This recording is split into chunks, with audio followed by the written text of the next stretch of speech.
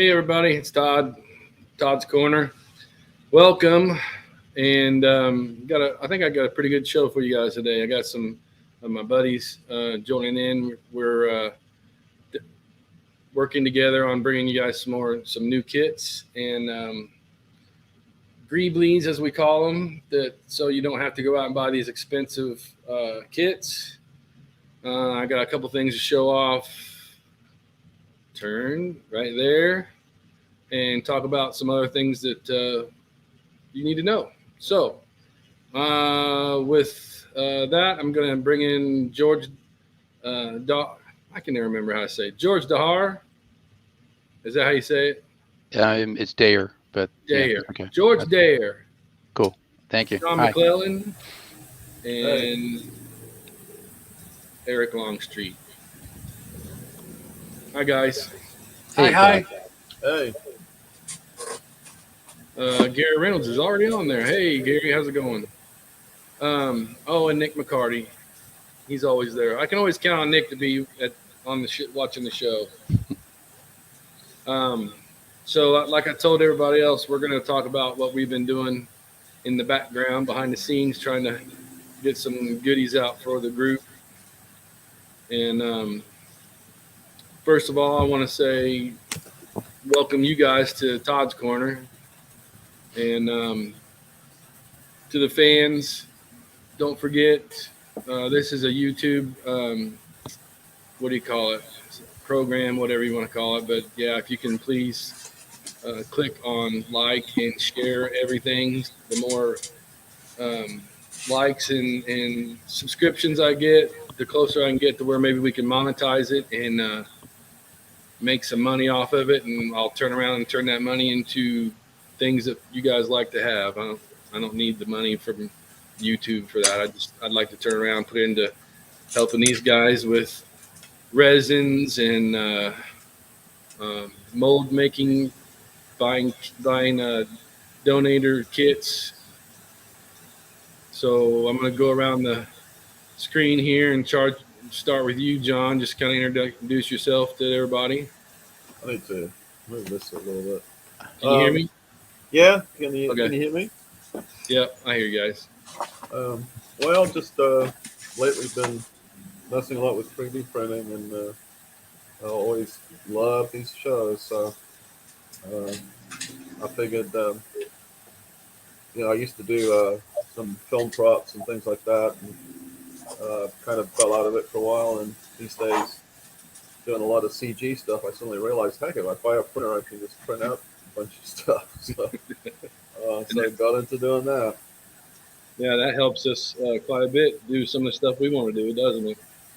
Yeah, it seems to, especially with missing kit parts and things like you just cannot find anymore. It's crazy.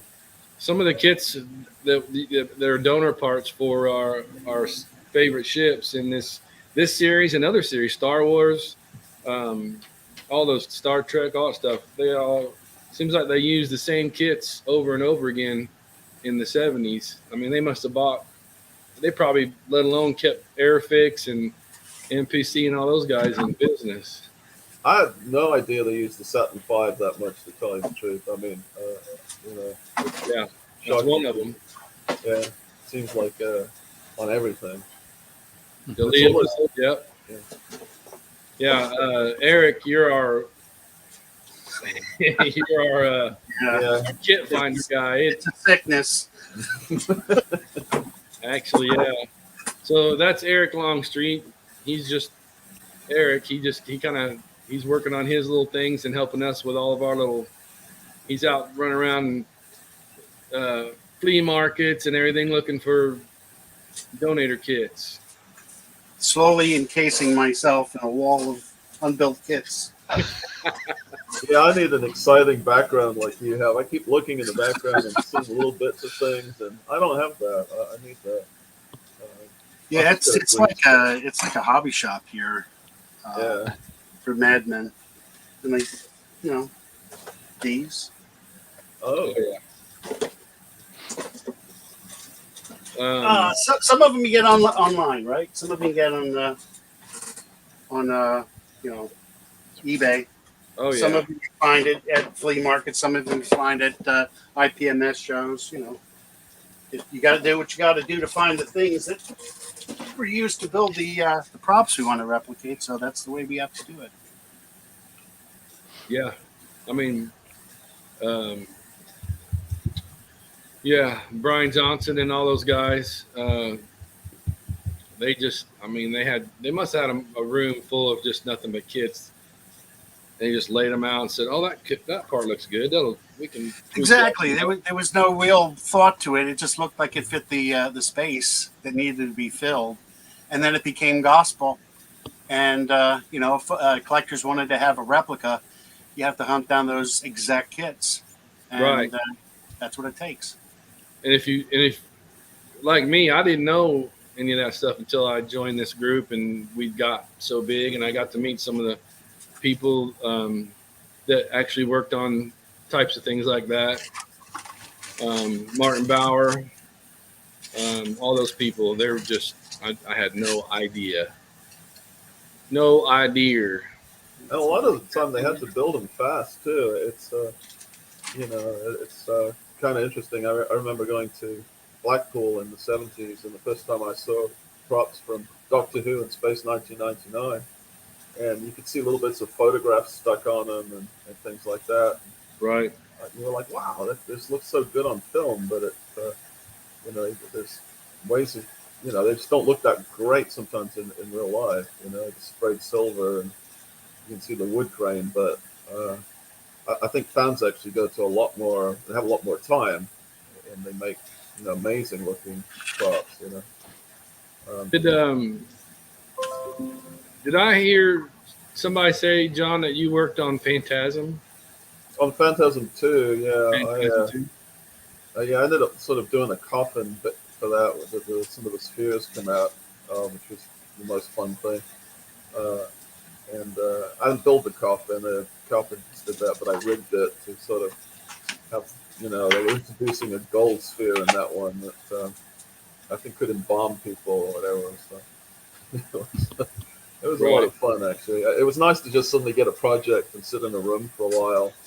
There was a guy, Steve Bettina, who was doing all the effects, the sphere stuff, and he was way overwhelmed. And so they were like saying, "Does anybody else know how to do this stuff?" And I'm like, "Yeah, I do." And so they're like, "Can you do this coffin?" And I'm like, "Okay." And went off and hung out with Steve for a while, and he was a funny guy. Would laugh our heads off. And then we have our buddy George up there in the right hand corner. It's almost like Hollywood Squares. There you go. I kind of got this whole group together. I got John together. John and I have worked on a lot of Invader stuff. That's basically how I met John. I met John on Facebook. And at the time I was building, which I'm still building, a studio scale Invaders Flying Saucer. We're trying to scale it down for John because he doesn't have a lot of room in his house. So, we're trying to get maybe a 24-inch one, would be good. But, that's basically how I met John. I met Eric at, I believe, Jersey Fest. I think the first time I met you was when you had your... With Anthony. Sorry, with Tony Pachetti. My friend Tony Pachetti. And I met Tony first, and I met Eric there, and we got to talking. We found out that we liked all the same types of things, and we're neighbors. Yeah. And now we're neighbors. I was in New Jersey, and now I'm in Pennsylvania. And he's in Pennsylvania, so he comes over and he goes, but. Eric is Eric. I call him the taskmaster. He'll tell me what is good and what is not. Like I'll say, "Hey, here's a concept," and he'll say, "Well, wait a minute. Is it true? Is it a true concept?" I was like, "Well, wait. I just want to do it this way." No, but when you bring it to a table and you put it on the table, and people are going to look at it, they're going to say, that doesn't look right. It's not this, it's not that. So he is the Greeblie master. He will find Greeblies for us, and he is the taskmaster. So I go by what he says there. John is like he's like Steve Neal. I was He's a just gonna say machine. that. He will work 24 hours. I mean, he'll have something in 24 hours. There you go. You're the there you Greeblie go. master. You got Greeblies. Okay. I But look John for is a things. machine, and he's I mean, he's just like his 3D printer. We could like discuss something, and within I think like 6 hours, he'll have a prototype. I remember Eric was talking about the ring around the moon. We were talking about the episode, and John just went, "Oh yeah, boop, boop, boop. Here it is," and I was like, "Oh my god!" So yeah, he. That was just a matter of hours that he turned that around. That was an idea at Wonderfest. Wouldn't Yeah, it be nice if we could do this? By the time the day was over, he had already rendered something and had it printed. Yeah. Which blew my mind. Well, I wanted to do what they call like a lithophane or something, where you use thinner sections and thicker sections of 3D print with light Right. through it. And I've been dying to test one out, and I was like, what should I take a picture of? And then, of course, when Eric goes, the Eye of Triton, I'm like, oh, perfect. Let's try that. See if I can pull and just, turn that into the thing for it. And try it. Yes, the Eye of Triton. Eye of Triton, yeah. And it's gone from there. So,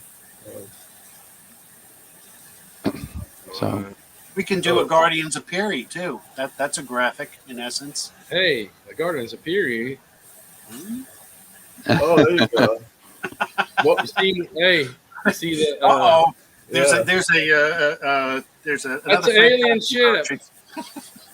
It's an alien chip and encroaching franchise mix. You yeah. don't need a Christmas tree. I just, put a few more things on that Guardian and Fairy tree, and I think you're set.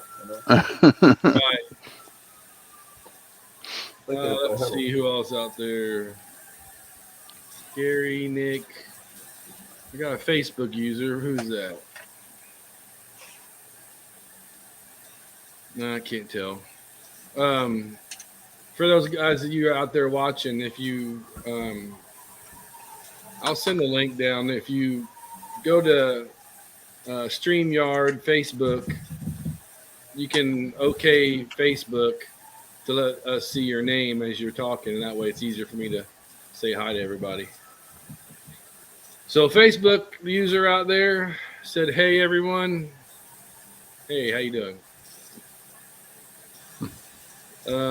What else? Okay, so since you were talking about the big eye, why don't we show them what you're talking about? Well, here is, always, I'll use my phone since that's, so there's one of the prints. Let's see, let's back off. There you go. And, theoretically, the light kind of through the opaque. Let's see if we can kind of get it too. So the thing would really be to sort of do something with different colored LEDs, or I don't know, and sort of get that. Let's see. Let's play that. Trying to find it. There we go. Pictures. Yeah. I was thinking on that if we did kind of like a wash, like an amber wash over it, so it's maybe like the nooks and crannies, or Yeah. a little bit darker, and then, but it would have to be an even type of light.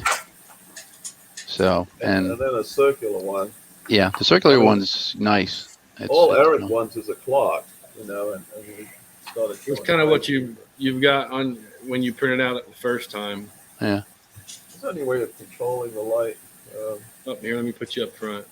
Go get a. There you I go. don't think I need to back off on the light. Right. A little bit better. I should still find a LED flashlight. But it looks pretty cool with the right amount of light. Right. I'll find a flashlight at some point. But yeah, you've been working on this for a little while. It's supposed this is where it came from, the idea. Yeah, yeah. I had an orange light somewhere. Uh, see if I That would can work find it. perfect. Yeah,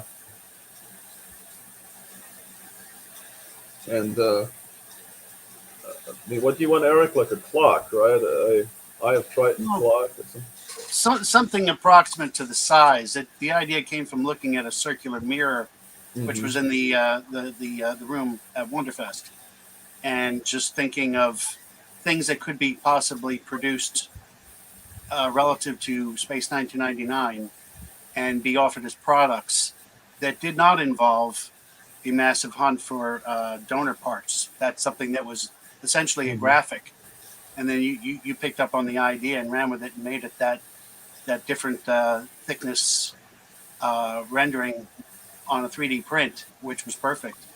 And then it's just a matter of figuring out how to illuminate it from the backlight perspective and dressing it up, painting it from the top surface.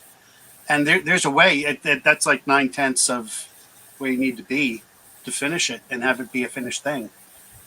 And I thought that was really impressive. Yeah, I actually I tried the first one I did. I printed too thick because it's opaque and it works kind of off the opaqueness of the plastic. You know, the semi-opaque quality of it. And the first one I put, you had to put a lot of light behind it. It actually melted it a little bit. Uh, at the back of this one, you can maybe see it warped it because I put it against a pretty hot light to get it to go through. And this was 4 millimeters thick. So the difference between 4 and 3 was quite drastic. Uh, Yeah. the translucent one, which didn't work at all, just it needs that opaque quality. It may work for something, I don't know. Um, and then a spherical one for a Christmas ornament. Yeah. No. Let's see what.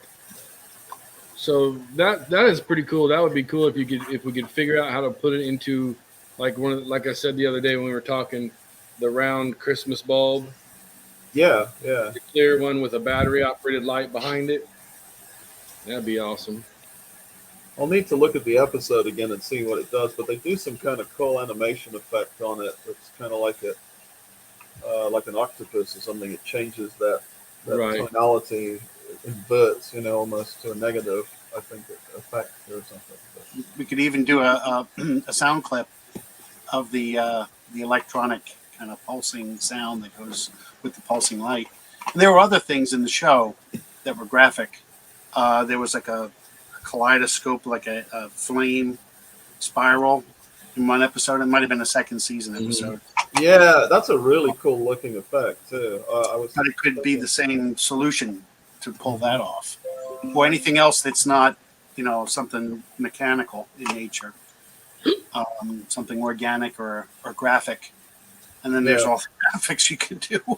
Right. You think about it, all the computer graphics that could be, or instrumentation that could be replicated that way with a 3D printer. So there's more than one way to get to the desired outcome, be it looking for parts or rendering it in 3D, and that's what we're investigating. Yeah, well, it's also, you were talking about, is it Greebles or Geebles or what are they called? Nernies, Greeblies, Yeah. by many names. Because you sent me the STL for that cake pot, right? Or was it originally a cake? And I remember them in the 70s. Those Oh, small wedding cake. windows. Yeah. It's the cake column base, right? Yeah, and so, I mean, there's, 6 of these coming George's way to mold for Yeah. Geeble. So, I mean, the cool stuff about some of this thing, being able to produce parts that have disappeared, as long as you can find one to work from. Yeah, it was a cake stand, and this is what it looks like if it's put together. Yeah, I remember those with tarts on them in shops. Yeah. Yeah, they don't. I mean, to get the right ones that were used on the Hawks and stuff like that are hard to find. So I think this one was it was a casting from Lee Stringer, I believe. If I'm wrong, The- Lee's a good. ship in the one on the ice, the snowy planet, Death's Other Dominion has got them on too. I noticed that one where you see that really cool spacecraft down in Oh, the it's where they're depths building of, it, yeah, rebuilding it. and it's definitely using those. Um, So this is the kind of stuff that we're trying to make available to people, so you don't have to go out and buy those expensive kits. Um, and I know in the community, but up until these last few years, it's all this kind of stuff has been hush hush because whoever has them didn't want people to know about them so they could get them if they were, kind of hoard them. That's not a bad idea, but we're all not going to be here on this world uh, forever. So if you have, you know, 100 of these sitting around and you pass away, how do we? I mean, if you're not sharing with other fans, these kinds of things can go, you know, away. Somebody's going to sell them in a garage sale, and people aren't even going to know what we need them for. So, but then there's the other side where the guys like Chris Trice and those guys have done a lot of research on the Eagles and all of the Space 1999 items, the ships mostly. So they don't. It's bad for them, I guess, because they've worked hard to get all this information. But Chris has always been very helpful to me and several other people that I know. So hopefully we're not stepping on people's toes, but we're helping other people so they can make these kits. What I know they're using these for is to make make a hawk that has actual parts used that Martin Bauer used. That's exactly what's going on with these. So it can be a win-lose for situation, and hopefully I'm not stepping on a lot of people's toes, but I always like to ask permission first to share things. So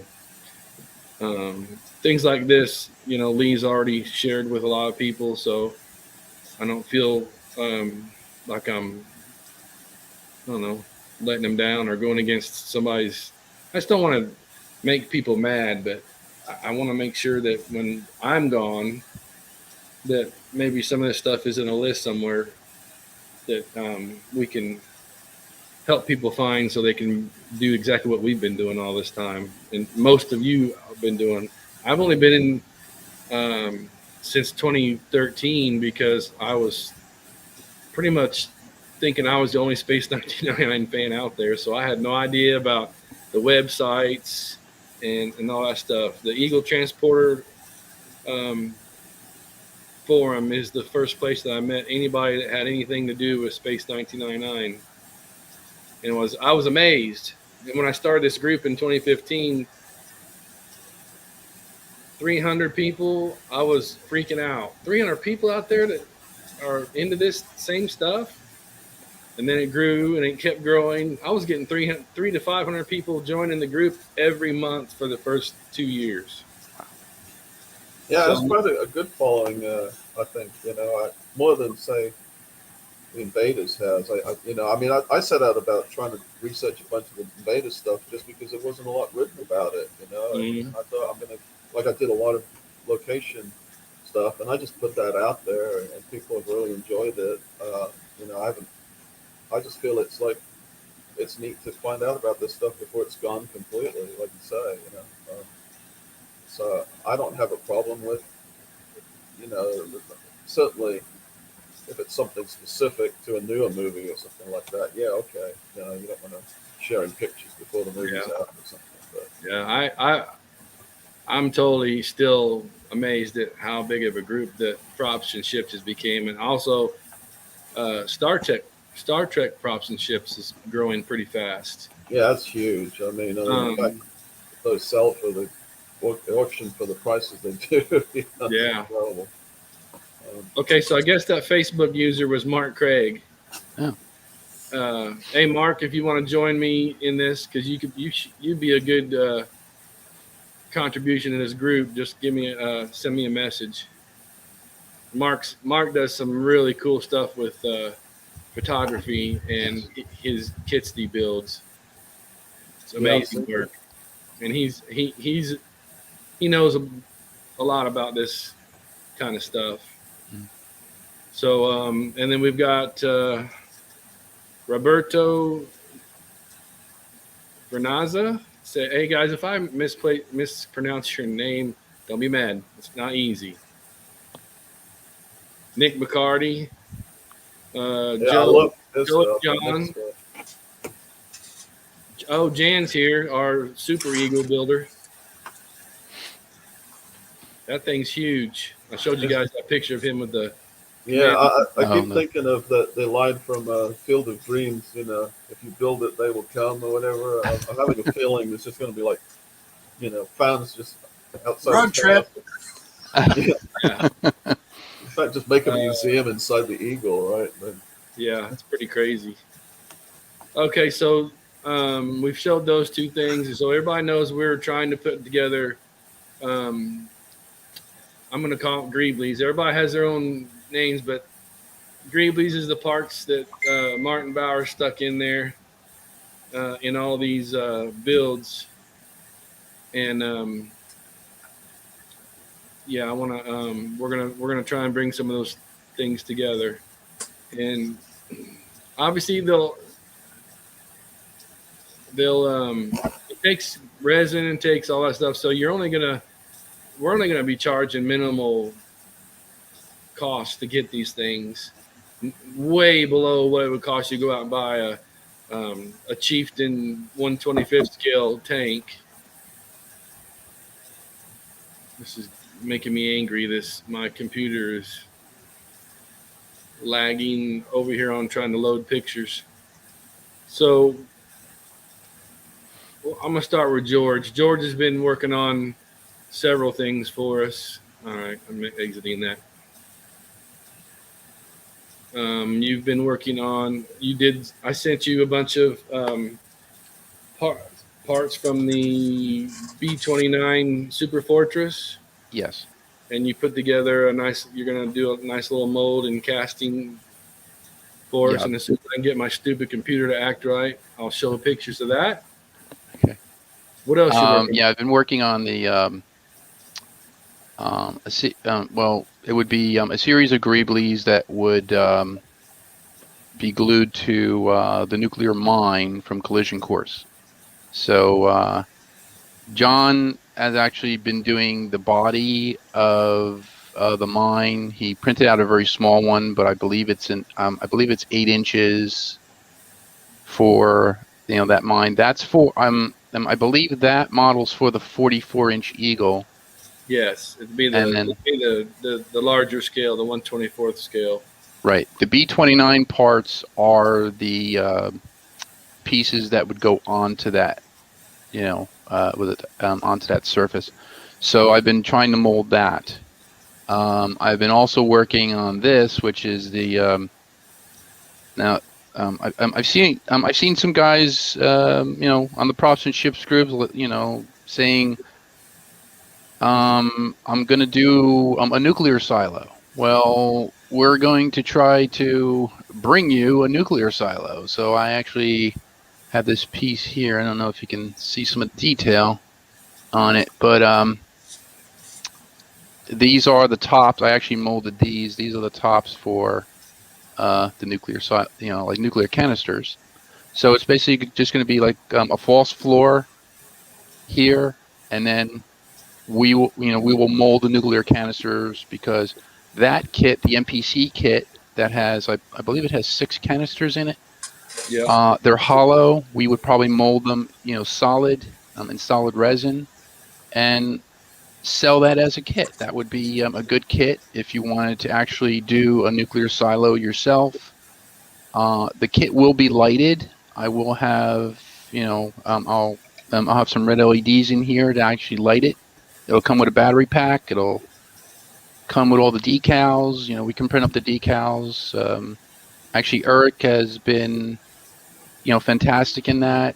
He's given, he's actually has pictures of all the decal sheets, so we can print them out. Not trying to step on anybody's toes, but if that's what you want and that's what you want to see, that's what we'll give you. This piece is actually a 6-inch pipe cap for a PVC pipe that I got in Home Depot. But this will actually be molded. It'll be detailed inside. It'll have all the pieces, for the LEDs.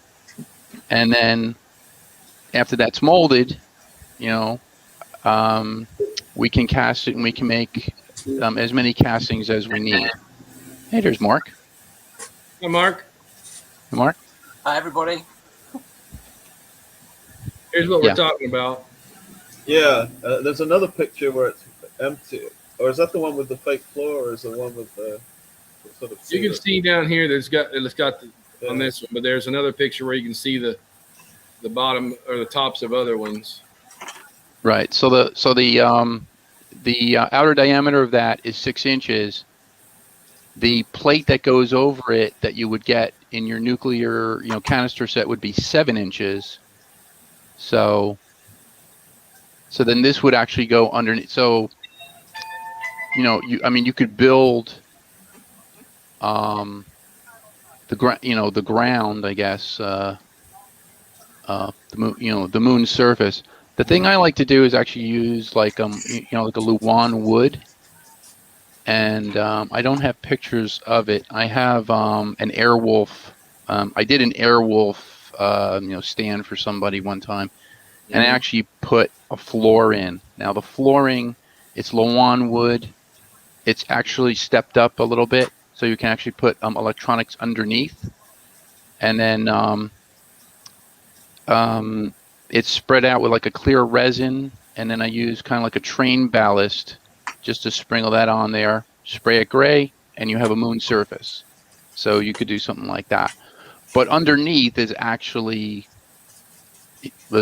hollow to like accompany any type of wires you're gonna put into any type of the castings that you're gonna have. So, and Mark, I really loved your was it your skydiver pictures. Those are great. Thank you. Lots of people like that. That's one of the works I'm actually most proudest of. I think it turned out so much better than I ever dreamt it would do.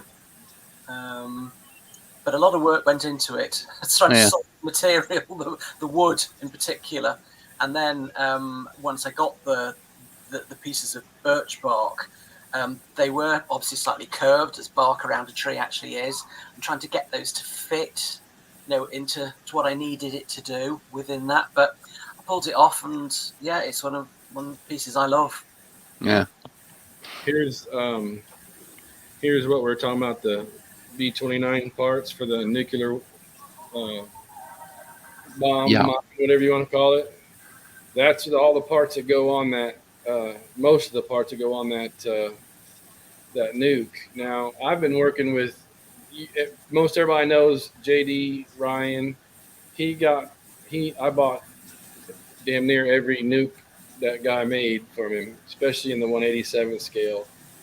And he did me a 148 scale nuke, which was, it was better.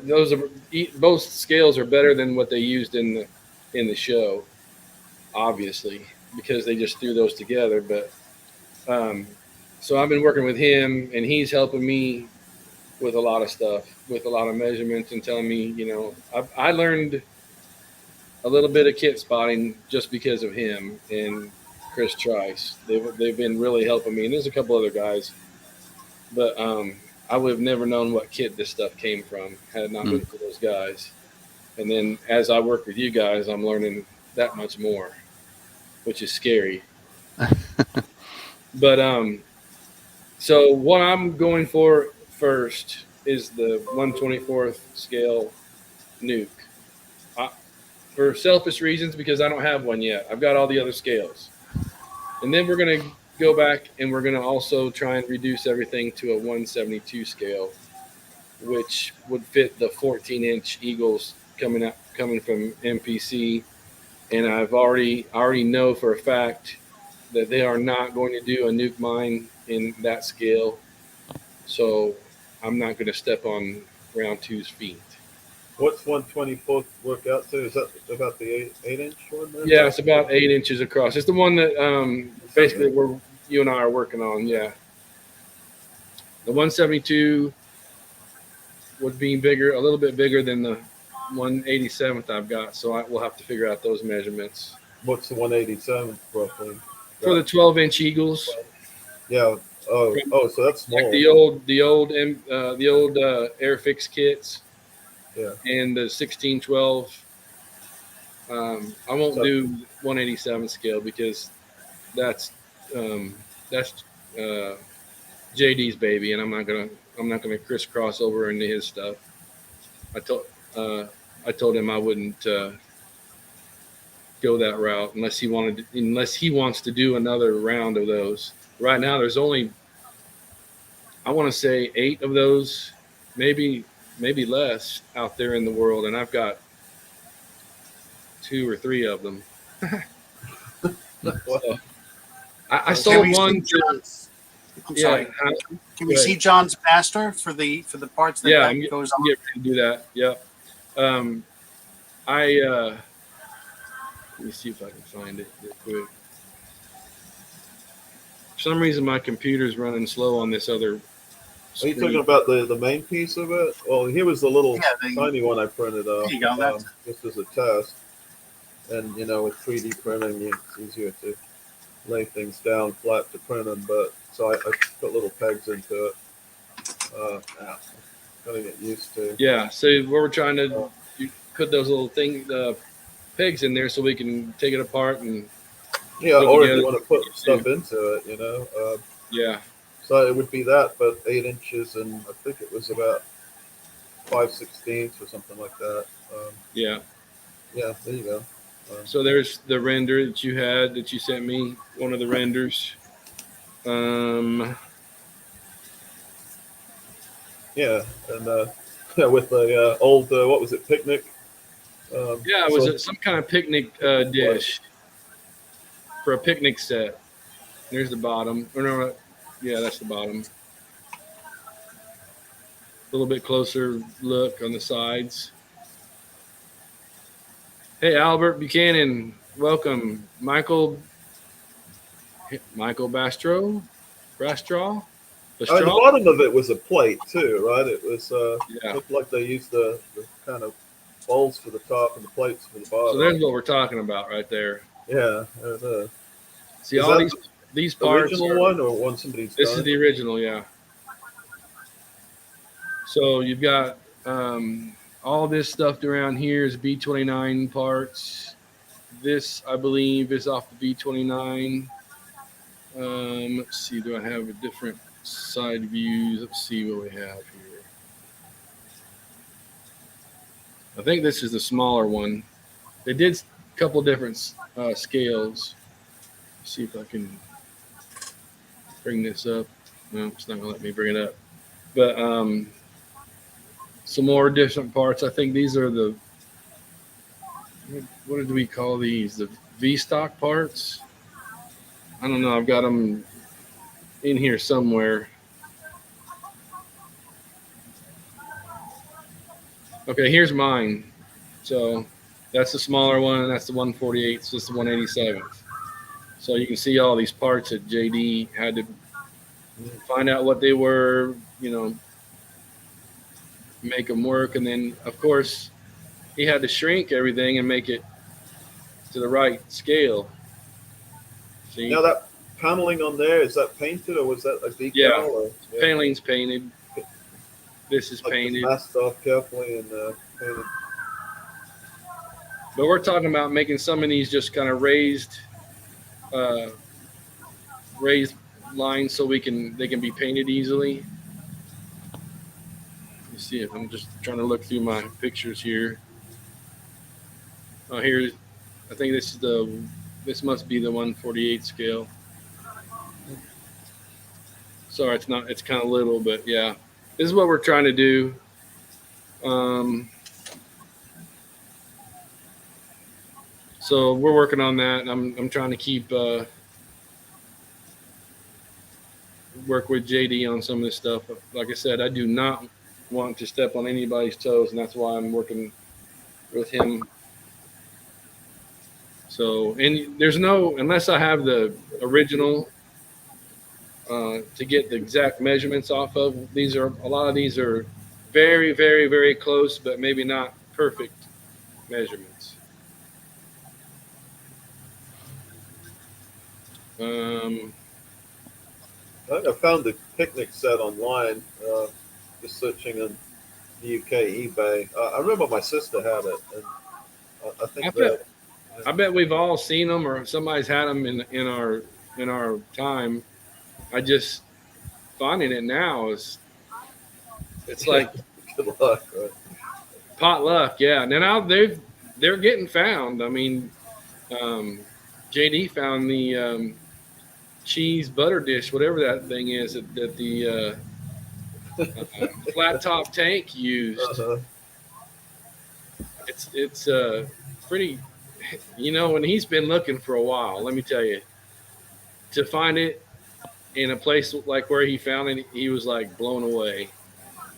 So Well, I think you also sort of have to at some point figure out what the hell it was, and when you kind of suddenly go vintage butter dish, you may be lucky and find it. But right. you Well, know, but trying to figure if it's a butter dish in the actual show, it's pretty difficult unless you know somebody tells you, "Oh, there you go." Yeah. there's a good Yeah. shot of your Yeah, silo. silo.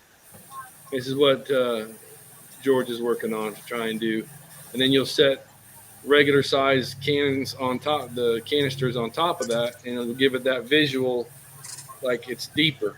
Right. So it'll actually it's a 3.5 inch high space. So the canisters come just up to the top, and then if you have your if you buy your nuclear set, it would actually have the round, the round plates with the the conical section on top, like a little blinking light, and yeah, that's what I was working on. I'm still working on that, so I'm getting some more detail. I'm getting close, Right. Well, I mean, life gets in the way. Like you had some Yeah, no. flooding problems, and I my flooding problems. I lost my 48-inch. Was it my Don't say it. Invaders Don't say UFO? it. Don't mention it. Yeah. Tragedy. I will. No, I'll build it again. I build. One of the things that I've been using, there's this stuff. It's from Industrial Polymers. It's called Hydrospan. So Hydrospan. Oh, put me up front. Thank you. Hydrospan 100 from Industrial Polymers allows you to mold something at one scale and then expand it with the same detail at another scale, about 50%. So, case in point, this is the Atlantis Invaders UFO at 7 inches in diameter. This is a very, very old one that I had. And so this is 7 inches. And if we put, oh my God, this thing is huge. This is, sorry, it's a little off, but this is 14 inches. So, and this is only one generation of using Hydrospan. So basically what you would do is you would mold it at 7 inches. You would demold it after 45 minutes or 35 minutes working time. And it's basically like rubber. You throw it into a pan of water and you let it sit for 2 weeks. It soaks up all the water and it gets real big. And then it sets up. You take it out of the water, you dry it off, you throw silicone, you make like a larger mold. So you can make a larger and larger and larger mold. So if I were to grow this to 24, let's see, this would be No, I'm sorry. It would probably go to 28 from 14. So it'd go 4. Yeah. So it'd go 7, 14, 28. So I'd be at 28 inches in diameter. If you wanted to grow it at 24 inches, you'd have to adjust your temperature, adjust your humidity, adjust the time it's going to be in the bath as it's growing. That all has a certain calculation. There is a calculation on the website. There's like a calculator. You can calculate how much temperature you need. How much how much time. So instead of it being, like 2 weeks, it could be maybe a week and a half, Right. maybe a week and 2 days or something like that. Amazing stuff. Right, but Oh, what do you but have to do with the backing mold for it? Like, because it's obviously flexible, right? When you grow it, how do you kind of make a backing mold for it, or do you? Or no, I didn't make a vacuum mold. I mean, no, I a could. backing, like a backing to keep the shape from. Oh, I'm sorry, a vacuum mold. Yeah. I basically just use silicone, so you could just use you can use silicone. So I basically made Oh, a you set casement it into. mold. So I did I did a silicone outer, Okay. and then I used something called Plastipaste from Smooth On. I use a lot of Smooth On stuff because Smooth On is here in Pennsylvania. Plastipaste 2, it's a chopped up fiberglass with epoxy resin. It comes in a bucket. It's about a gallon. And what it does is you would use it as a casement, like a casement mold, jacket. So it'd be like a mold jacket. So the mold jacket would basically, like, you would have your silicone mold for detail, so you can get all the detail, and then after the silicone skin sets up, you put your Plastipaste on. It will harden, and it will be like, I mean, you can build up a thin layer of it, around it. And what I did was I actually put in, I put plastic. I made these plastic pieces that went here and all around, almost like spindles, so I could turn it around and just, so I could do almost, like a rotocast of it. Try and keep out any distortion out of it, Right. right? There is some distortion in the mold. I'm going to have to redo it, but when I get to 28, inches in diameter, that should be fine. At that point, I could possibly do it in fiberglass. I could do a hollow fiberglass shell, because usually with resin, with polyresin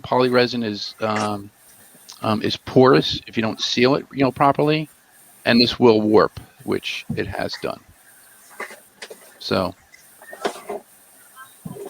that's that. But I mean, you could do that for anything. You don't have to do it for the Invaders flying saucer. Yeah. I mean, you could do it for an Eagle. You could do it for an Ultra Probe. Yeah. It's a bit like a kit supersizer. Where the heck did we go here? It's like a kit supersizer. Yeah, it is. Right. So you can go from that Right. to that. There you go. Yeah, there you go. Which ones are those? Is it that the little one, the Konami thing? No, that's the original Product Enterprise one. Oh, That's the Product Enterprise.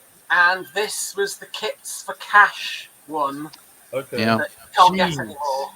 Yeah. That thing's huge. It is huge. It's huge, Mama. I'd wanted one of these for so long.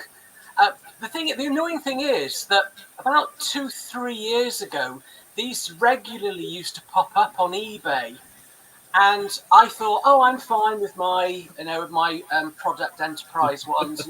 They're just what I need for the size, blah blah, for my dioramas. And then people were saying, but the little model figures I managed to find are the aliens. They said, but no, they look out of size. The aliens look too big for that size of UFO. And I started to think, I'd like a bigger UFO. But those cash ones don't come up anymore. So when I tried Googling their site, the site had gone down, and you realise that they'd gone out of business. So I waited, and I waited, and I watched eBay like a hawk. And then when this came up on eBay, I thought, I'm having that. Whatever it costs, I'm having it. So I put an auction stealer snipe on it that was ridiculously high. Because I thought, whatever it costs, I'm having it. It's the only one I've seen in 2 years come up, and I got it. 800 pounds later. Not that much, no. Actually, it was 250. Oh, yeah. That's not too bad. Not too bad. I was fine with that. Yeah. Because I really wanted it, and but building it was a nightmare. The dome, because the dome and the base piece, the perspex pieces, they come on a sheet, and the shape comes out. You gotta cut it. Right, and you have to you actually have to cut it around. You have to contour cut it. Yeah. And you're terrified. So many people have done it, and it's like cracked. And then it's good, it's cracked, it's ruined. Yeah, but so I was really careful, and it did go very slightly in one or two little places, but you can hardly see, because what I did, I just sanded it down constantly with sandpaper to get it down, so you can hardly see those little imperfections in it. But they are there. I know that they're there, but you can hardly see them. When I photograph it, I always make sure that you can't see the imperfection. I'm trying to look for it now. Actually, there's one little crack. You probably can't even see it on the camera. But there is a little crack just across there that happened when I was cutting it. But no, I'm really pleased with this. As I said, I wanted one for so long. There you go. Yeah, it's in scale with the mobile, right? Supersized, yes. Yeah, exactly. Yes, it is. It's in Much scale better. with that mobile, yeah. Yeah, and much better scale with those little Tarv alien figures that have the wargaming size figures. Yeah.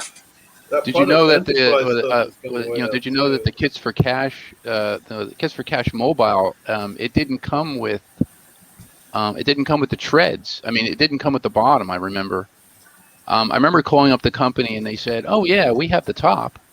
Okay, where are the wheels? Where are the treads? Oh, you have to go get those yourselves." And I was like, "Well, where do I get them?"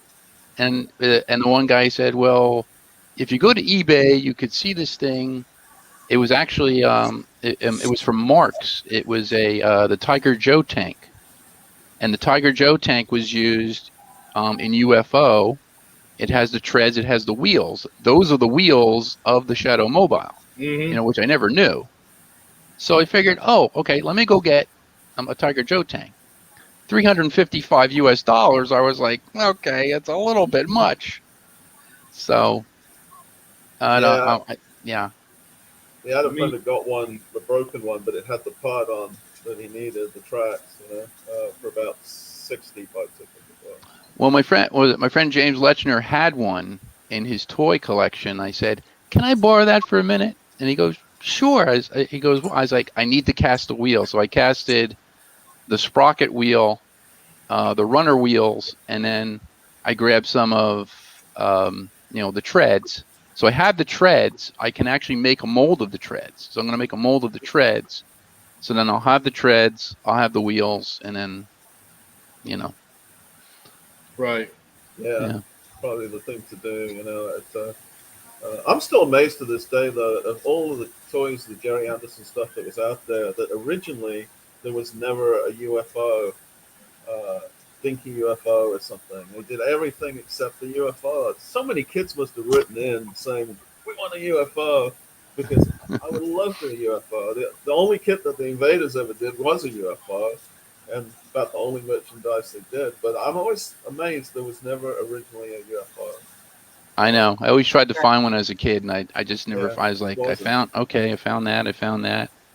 I guess people thought, no, it's not worth doing the bad guys, but I mean, the Invaders were the bad guys, and that kit sold really well back in the day. So. Yeah. I was the same. I just looked constantly, and the first one I found, of course, was the Konami. Back about 5-6 years ago. So I got my first Konami and started experimenting, filming with that. And then, of course, later I found the that Product Enterprise had done them. What was it, 2005 or whatever it was? And the thing is, I actually vaguely then remembered having seen them in a toy store in Liverpool where I work at the time, and I didn't think of buying it at the time, you know. And when the original Enterprise models came out, not Enterprise, Eagle models, I didn't really notice them.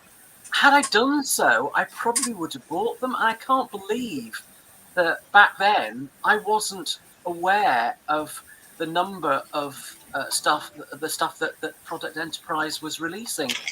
Yeah, I wasn't. I came across it by later, and um, I mean, I remember cringing buying the Fireball XL5 one for something like $70, and now that they're out of business, they go for ridiculous money. Some of the stuff, but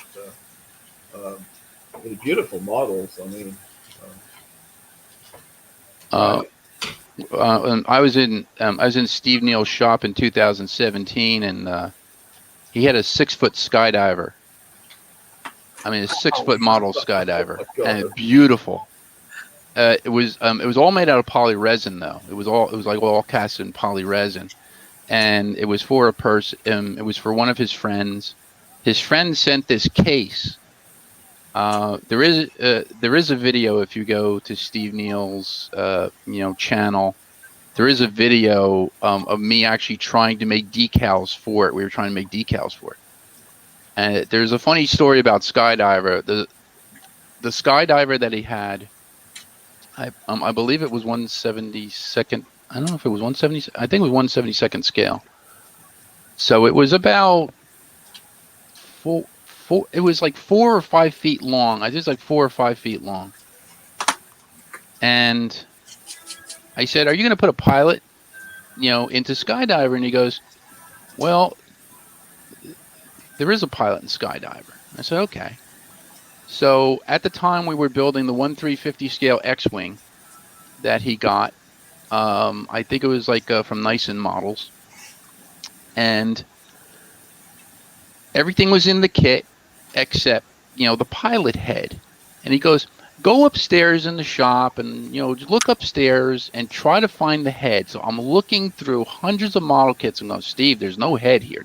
There's just no head." I'm looking around.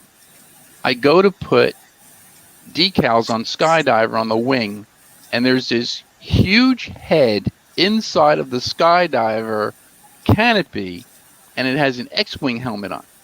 But it's all painted gold, just like, the pilot helmet, that like the Shadow pilot helmet. And I'm like, "Steve, I solved the mystery of the missing head." He goes, "Where is it?" I said, "Here it is." I mean, it wasn't to scale. The head was huge. The canopy is, like this, and there's a huge head in there with an X-Wing pilot. I was like, "Well, he has an X-Wing pilot helmet on." He goes, "Oh, I may have wanted to use." He goes, "Sometimes I just use things, and it was just, Yeah. so." You guys were talking about Greeblies early part of all this conversation. It's interesting when you mentioned the Skydiver underground pen. But when I was started building that, it was last year. The pandemic had already started, and we'd gone into lockdown. So everywhere had closed down. I was stuck in the house. Fortunately, I had been planning to do it, and I'd got the wood just as everything shut. I think it was about 2 or 3 days later. The UK government shut everything down, and the border between England and Wales. I'd gone over to Wales to pick up the wood, and so once I made a start on the model, I soon discovered that I was going to need some very small things. When you see on the episode and pictures of the underground pen, Skydiver sitting at the quayside. Against the quayside, there's some small things that look like some attachments for pipe outlets and so on. And obviously, the original model in the studio, they would have been quite large. And obviously, the ones I need, the pieces are going to be absolutely tiny.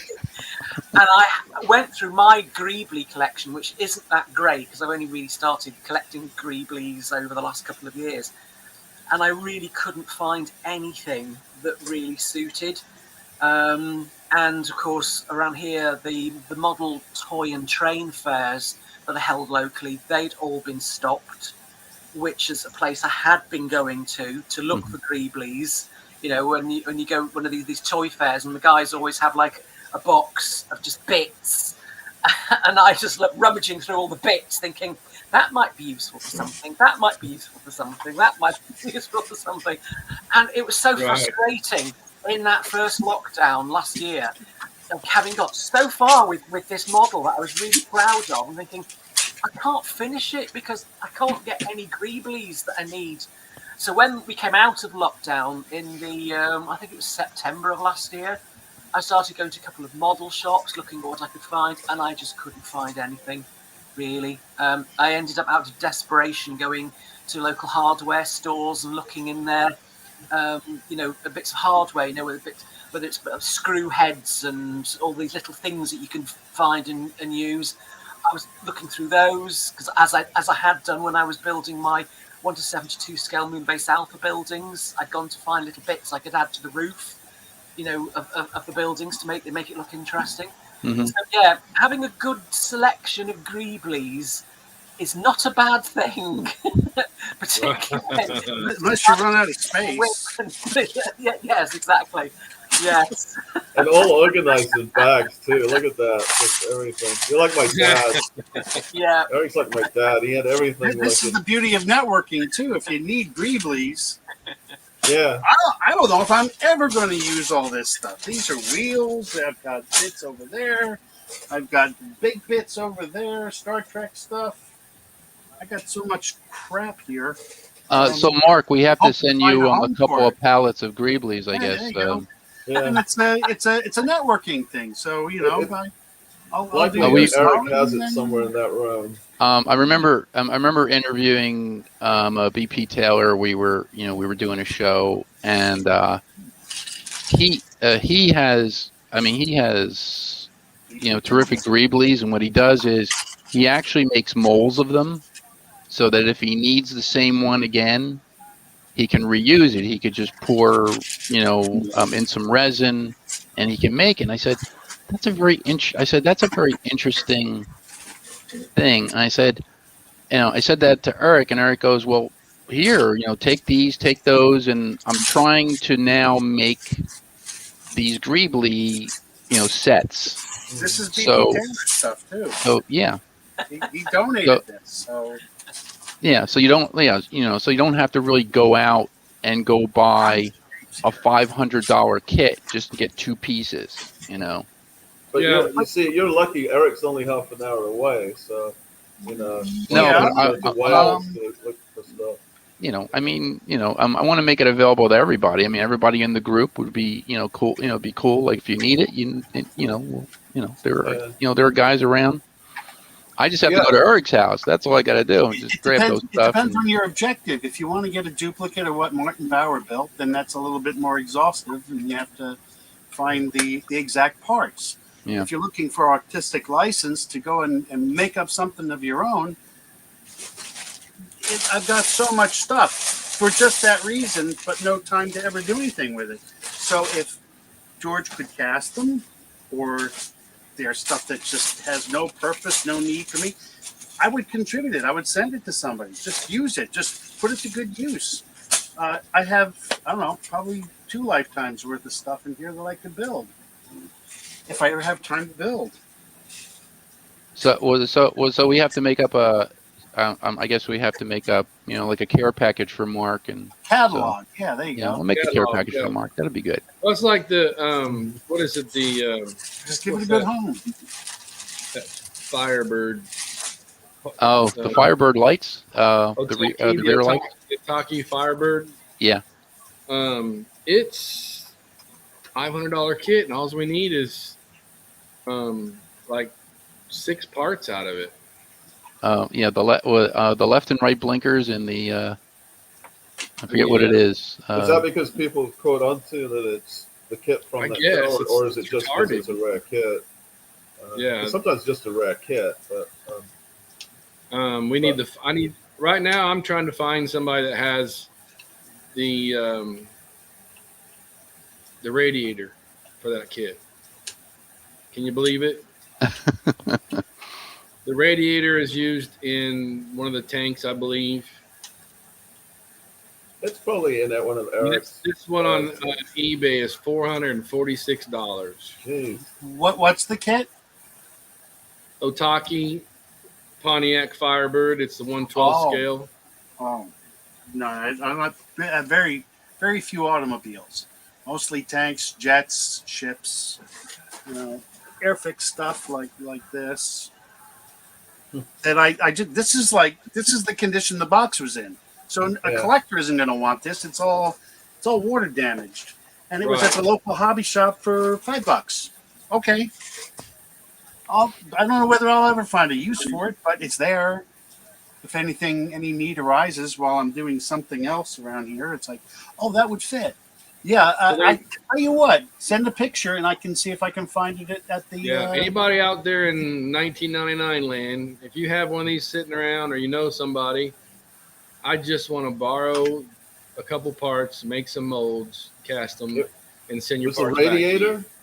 The radiator grill? It's a radiator, the back tail lights, which I think George has, Yeah, I have the My back tail set, lights right? to cast those.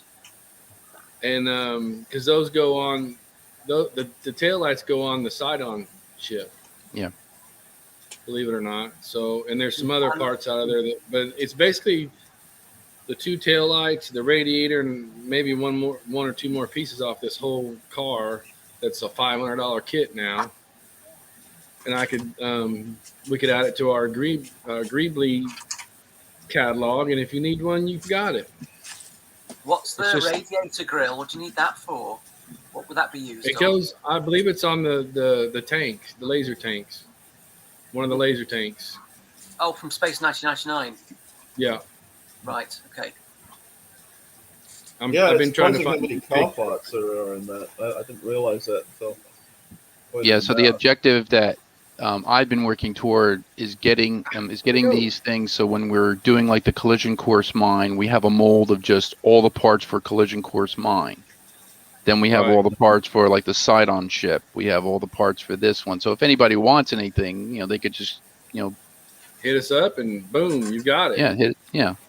hit Todd up. And, A while back, Chris Potter was looking for some of the missile kit. I can't.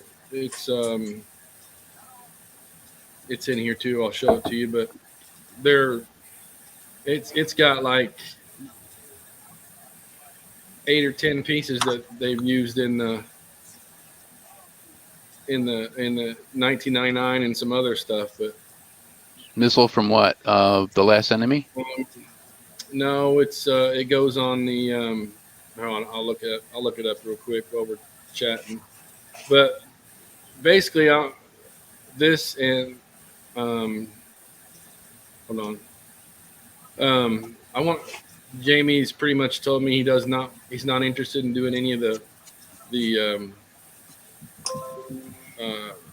bad guy ships, the alien ships. Yeah. So now I'm just trying to. I want to produce all those alien ships, which I think I have a few shots of them here. It's basically everything that was in Dragon's Domain in the graveyard. You guys all remember that awesome episode. Except for the Alpha Child ship. That's I'm building that. I'm trying to do that one now. I'm trying to redo the because like when I actually build the ship, I actually have to build the framework. So I'm building the framework and then actually filling that with foam and then carving the foam over the framework so that it all comes out right. But you wanted that one at I believe 24 inches long. Yeah. Yeah. There's Aura Shuttle and Aura Shuttle. We want to do Aura Shuttle in a scale that would be complement with people's collections. All these derelict ships. I'd like to do the battle cruiser one day. Let's see. Yeah, here's that. Todd, what do you think the likelihood is of 1612 doing the whole of the Ultra Probe? Because they've done the nose cone end as part of the Dragon's main collection, and they've obviously recently announced they're going to be doing the Swift. I think Yeah. we all love an Ultra Probe to fit that end in the Dragon's Domain set onto. I wonder what the chances of them are doing one of those. Well, they better get on it, or we're going to do it. One or two. I'm going to do. I personally am going to make sure I have a 1/48 Ultra Probe. See, because we've already got the. Speaking of Ultra Probes, 1/24 scale. Anybody that wants one? Here I'm diverting from my conversation, so remind me where I was at when I get back. But look at this. Wow, that's really small. I think I can make that a little bit bigger. It's as big as my head. And the back is made so you can put either one of these on it. Wow, Lights, nice. or this one.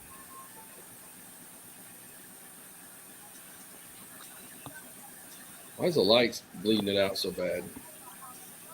Oh, they do. There you can see it. Mm-hmm. Yeah. So, but look at this casting. I mean, come on. You put one of You those can in a big almost- fish tank with an octopus. Yeah, like some little skeletons in the hallway. You know. There's Greeblies on this. I mean, here's the parts that go to the arms, the clamps, Yeah. and this, and all of these are Greeblies. That's why I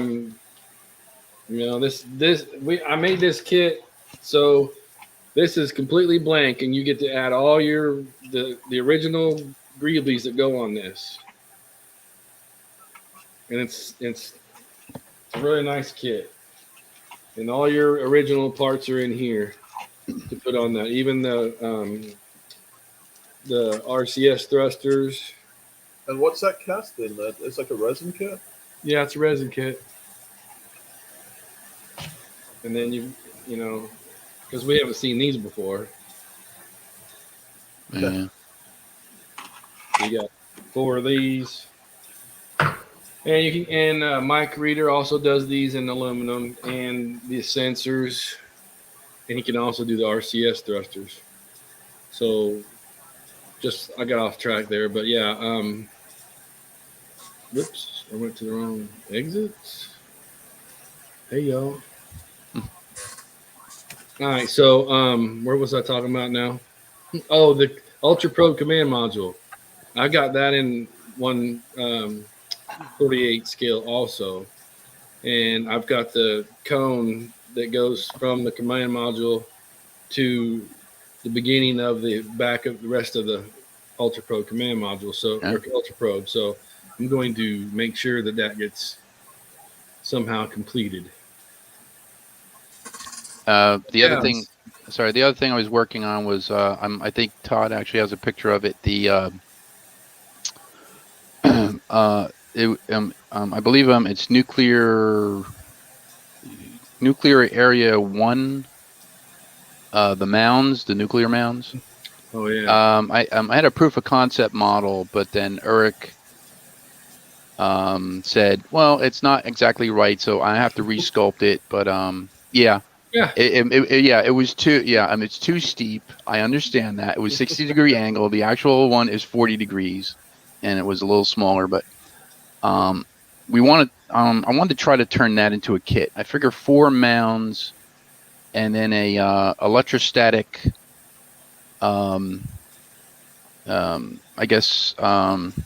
Electrostatic pylons that basically can hold a 1/72nd scale eagle in the air, coming from the nuclear mounds. Now, the electrostatic I was going to sculpt in clay smooth it out, cast it in clear resin, and then use an LED filament.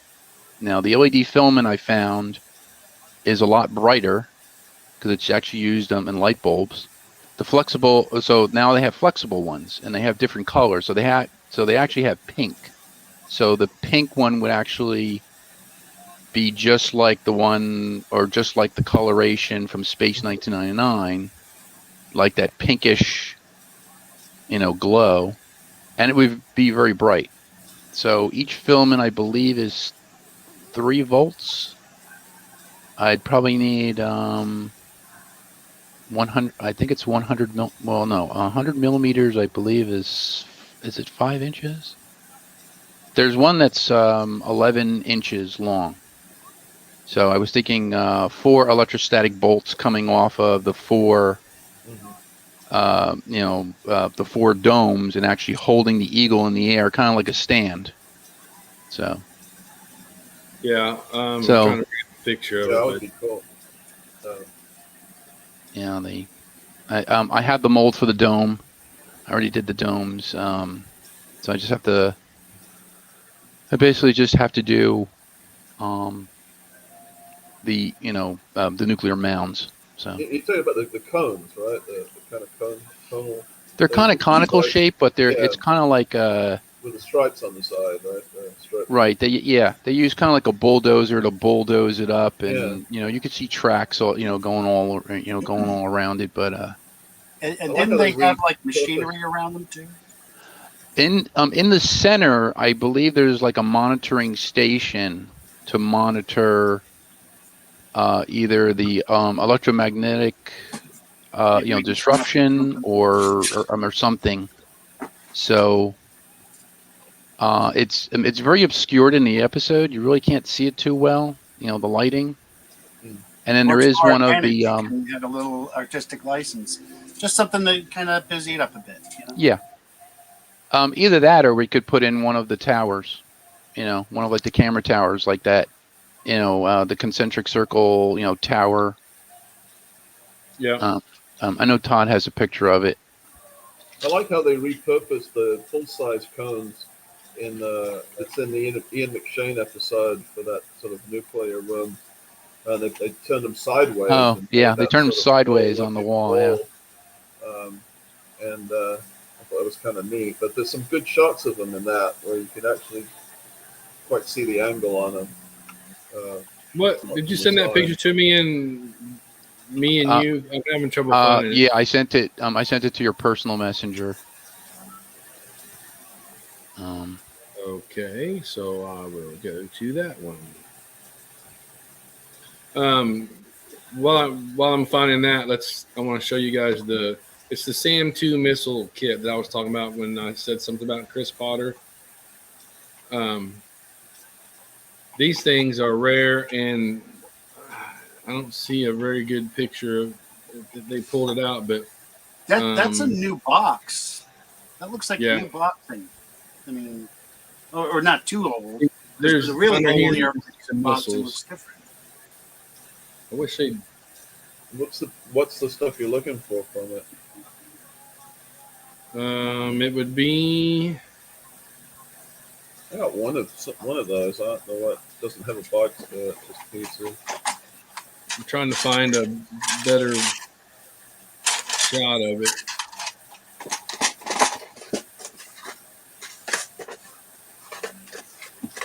I think I sent some of these to you, didn't I, George?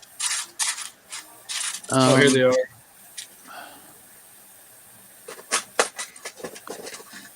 Trying to look here. Oh, the these missiles cylinders, right? The cylinders for the. Yeah, these are on. These I think I saw on one of the. I don't know if it's the bottom of the Irish ship. No, the bottom of the R ship, I believe, was a Vostok, wasn't it? Yeah, probably was. These are used on quite a bit of things, and I'm trying to find a good picture of it. But this kit is hard to find, and wish I had Chris Potter here. I would think I would see it It looks so familiar. stand out to me. Oh my God.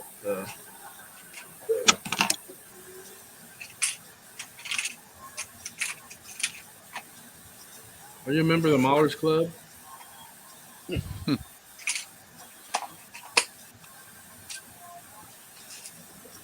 They're real tiny pieces, they're little Y pieces, if I remember correctly.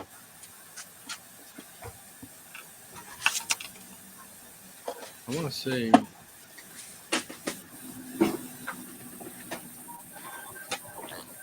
Here they are, right here. These pieces right here. Okay. And there's several different ones of them in there. And then there's some other parts that are used. I just have to look back through my. I'm still new at this, so I'm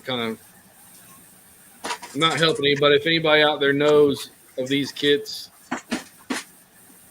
like my buddies across the pond from us, they will know what I'm talking about. I don't know why I can't remember it. But I've got several of these, so we're going to make parts and pieces out of these. Let me go find that picture I was looking for. George. So, Todd.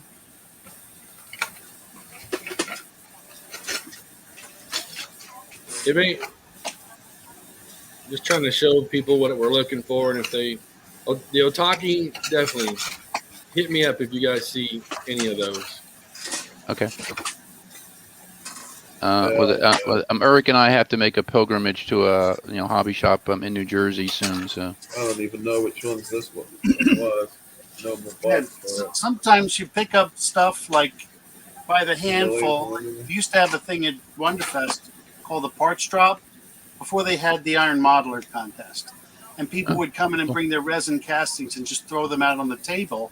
And Right. people would, like a mad rush, and just coop up parts. So I might have some of that stuff and just not even know it Right. from the scrap that I've collected over the years. God knows. so we have to do an No, inventory at it's your Todd. house. Oh, I'm looking for that. Wow, it's like, I didn't know. Help yourself. Yeah. All right. Where are you, George? I'm still doing inventory all these years later. Now I have to go to Eric's house and do inventory. You don't want to do inventory in here. Not unless you got a good couple of weeks, maybe months. I think years probably. But you never know. It has, a use for somebody, for some project, until they see it. Yeah. I don't know why my. Okay.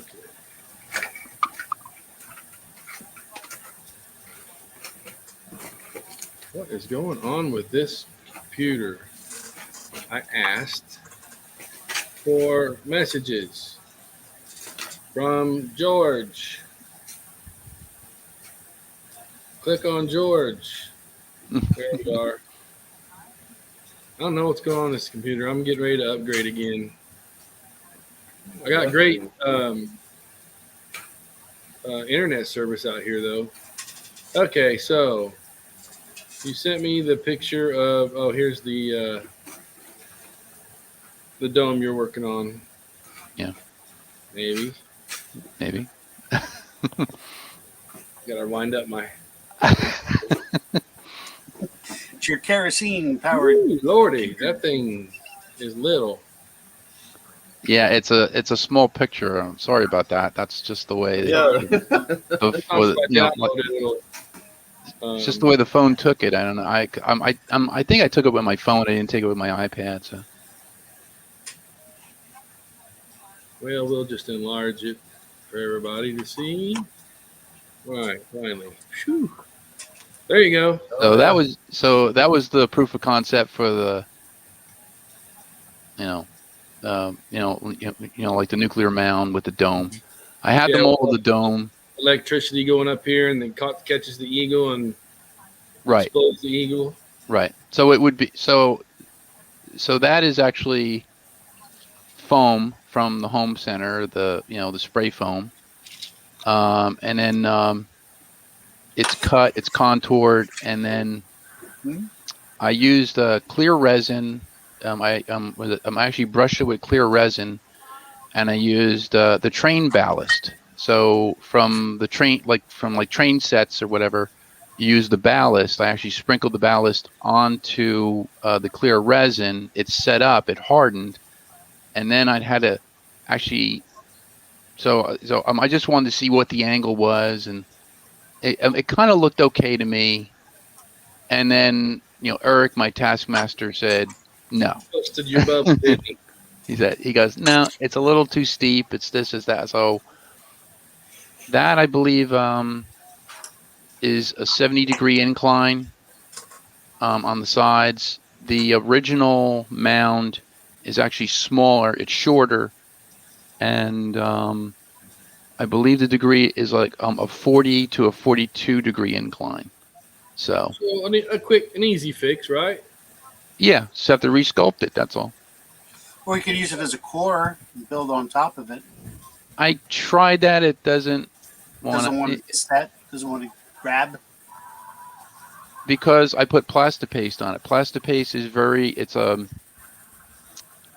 it's actually chopped up fiberglass and epoxy resin base. Trying to chop that stuff off of styrofoam, because Plastipaste from Smooth On, they make this stuff you can actually encapsulate styrofoam. So anything that you can do in styrofoam, you could put this layer on. You can trowel it over, and it hardens. The only thing is that within the 45-minute working period, you have to take alcohol, put like isopropyl alcohol on your gloves or your hands, and smooth it out. Because if it doesn't, or if you don't, the Plastipaste, because it has chopped up fiberglass in it, it has these tines that like these really sharp, prickly tines on it, because it's like little pieces of fiberglass. So if that hardens like that, you can make a giant cactus if you want to, or you could just smooth it out. But the Plastipaste, I put that onto the Invader saucer. I think I did 2 coats, and I had to try to cut it one time. I couldn't cut it. I couldn't cut it with an X-Acto blade. I actually had to cut it with a circular saw, and the circular saw kind of got a little, out of flux with it. You can't hit it. I mean, you can hit it with a hammer. It's like fiberglass, really, right? Yeah, but not yeah. It's like putting. It was like putting 2 coats of fiberglass on it. Yeah. It's like really tough stuff. But Well, it looks good as the rock. I mean, you're ready. You could do Peter Boyle's asteroid and from the end of eternity, right? yeah, I was thinking about that. Yeah, we'll do the asteroid so we could put the mines on it. Tiny 1-inch eagle sitting on it. So, I'm trying to think if we left any. I know I left a bunch of stuff out because we kind of been jumping around because my computer is not working very well. But, sorry, Todd, I didn't get there to do anything on your computer. So. Yeah, you need to make a trek. So here's the deal. I'm gonna put out some announcements. I talked to fellow friend of George Takex. Yeah, Mm-hmm. George Takex. Anyway, the Voyager is in progress. I talked to the guy actually doing the casting, and I'm hoping this week to be able to show you guys the master cast, that you guys will see everything on it and everything. So that's been I think it's a 2-year trek now. Hopefully that'll be available soon. He also said once it's all approved and everything from George, that it won't take very long to make those cast and ship those kits.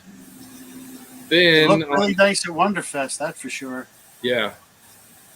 Then on the other hand, I have the Battlestar Logan's Run car that I'm meeting that same guy sometime this week and giving him all my molds and masters to him so he can mold up. And if he can use the old molds, it's going to be great. If not, he'll make new ones. But hopefully, we'll be getting that hover car, which I've shown you guys a couple times probably. But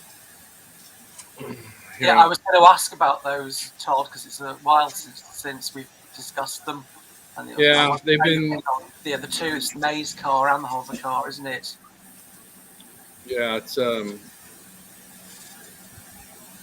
okay. Picture. Can you load now?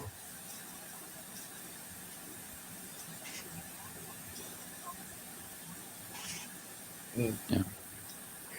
So, and then we've got to figure out the decals, which I think I've talked to you about, George. Yeah. So Yeah, I was, something's right, so. I You can kind see of my off. pen right there. That's for reference of how big it is. Yeah. I have no idea what the scale is. I want to. This is an old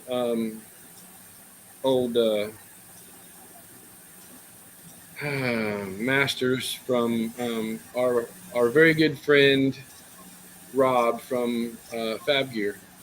He did it. He did this kit years ago, and I've finally talked him into letting me do a rerun of it. So I know a lot of people here are more than just Space 99 fans. I know it's a shocker, but hey, there is Logan's Run, there's Battlestar Galactica, there's Star Trek. So, and I've always wanted Doctor to. Who. Yeah. So I got a hopefully hawk. Nice. I'll have some good ideas or some good news on this in the next. Yeah, I always liked that design. It used to sit off Hollywood Boulevard for many years. It was a full size one. So yeah, I've got molds, and hopefully he can go ahead and burn up those molds and make us a few, and get this on the market. Oh, cool! I did the whole interior for it. Yeah, it's got an interior and everything. So, and we can do things aftermarket parts for it. I'd like to make it, do some lighting and stuff like that. So I was going to talk to, once I have actual kit, I'm going to send it to Randy Newbert and see if he can light it up for us. Do we have any friendly 3D printing guys who could make us mini Logan, Jessica, and Rem to go in them, or with them, or stand next to them? That'd be our John, right up there above you. Sculpt those out. Huh? Oh please! And with the maze car, some Sandmen. What were those two fins? Oh, they're on the side of that front piece. Yeah. Yeah. So, and then somewhere I believe I've got that Rob's got the Sandman car. I might have some of those molds, and I just may not have the actual one of these actual kits like this one. But so we're going to try and do that too.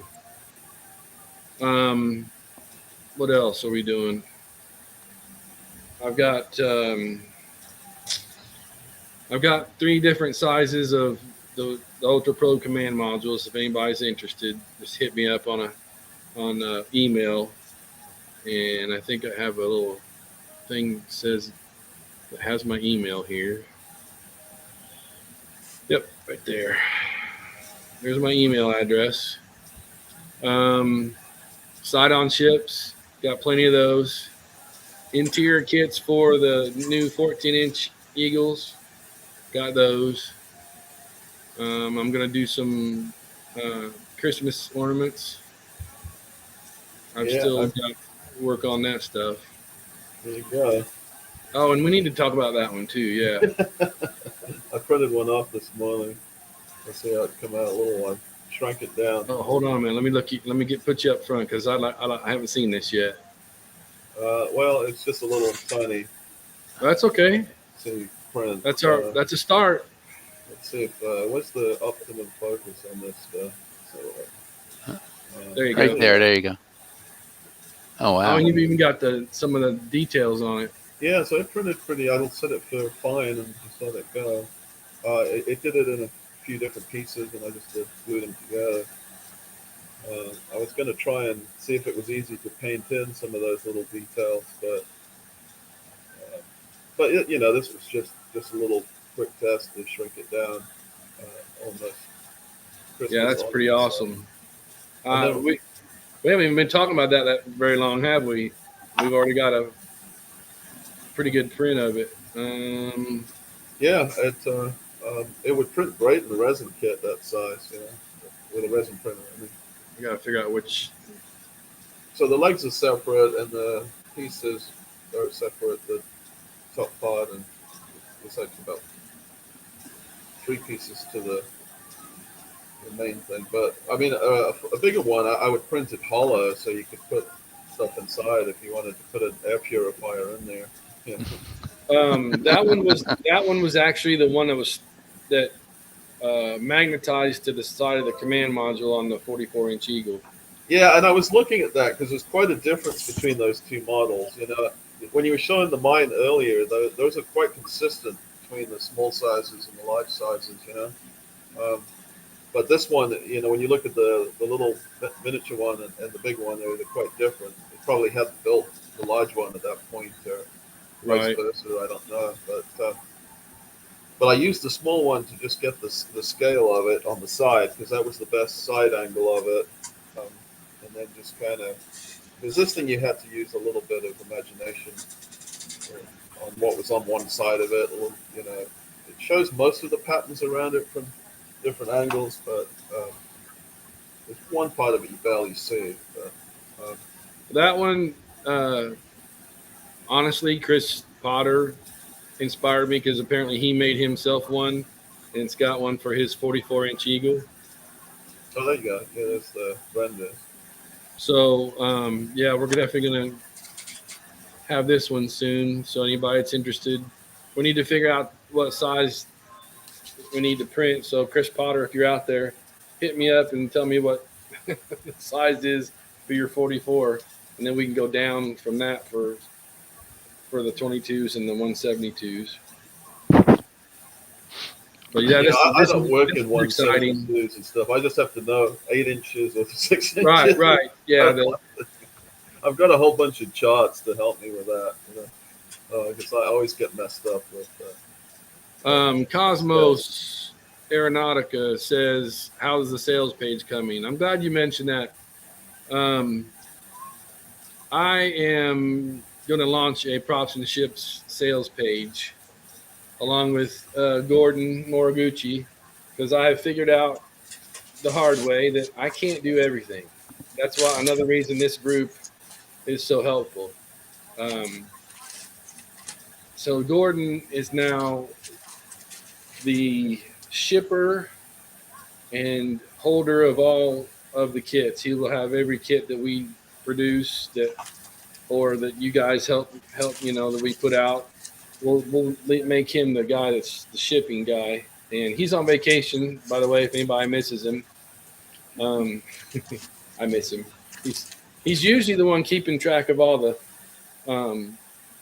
the questions and everything, and helping keep me focused. Because I'm a lot like Nick Tate. I'll be talking about something, and I'm squirrel. I'll be over here.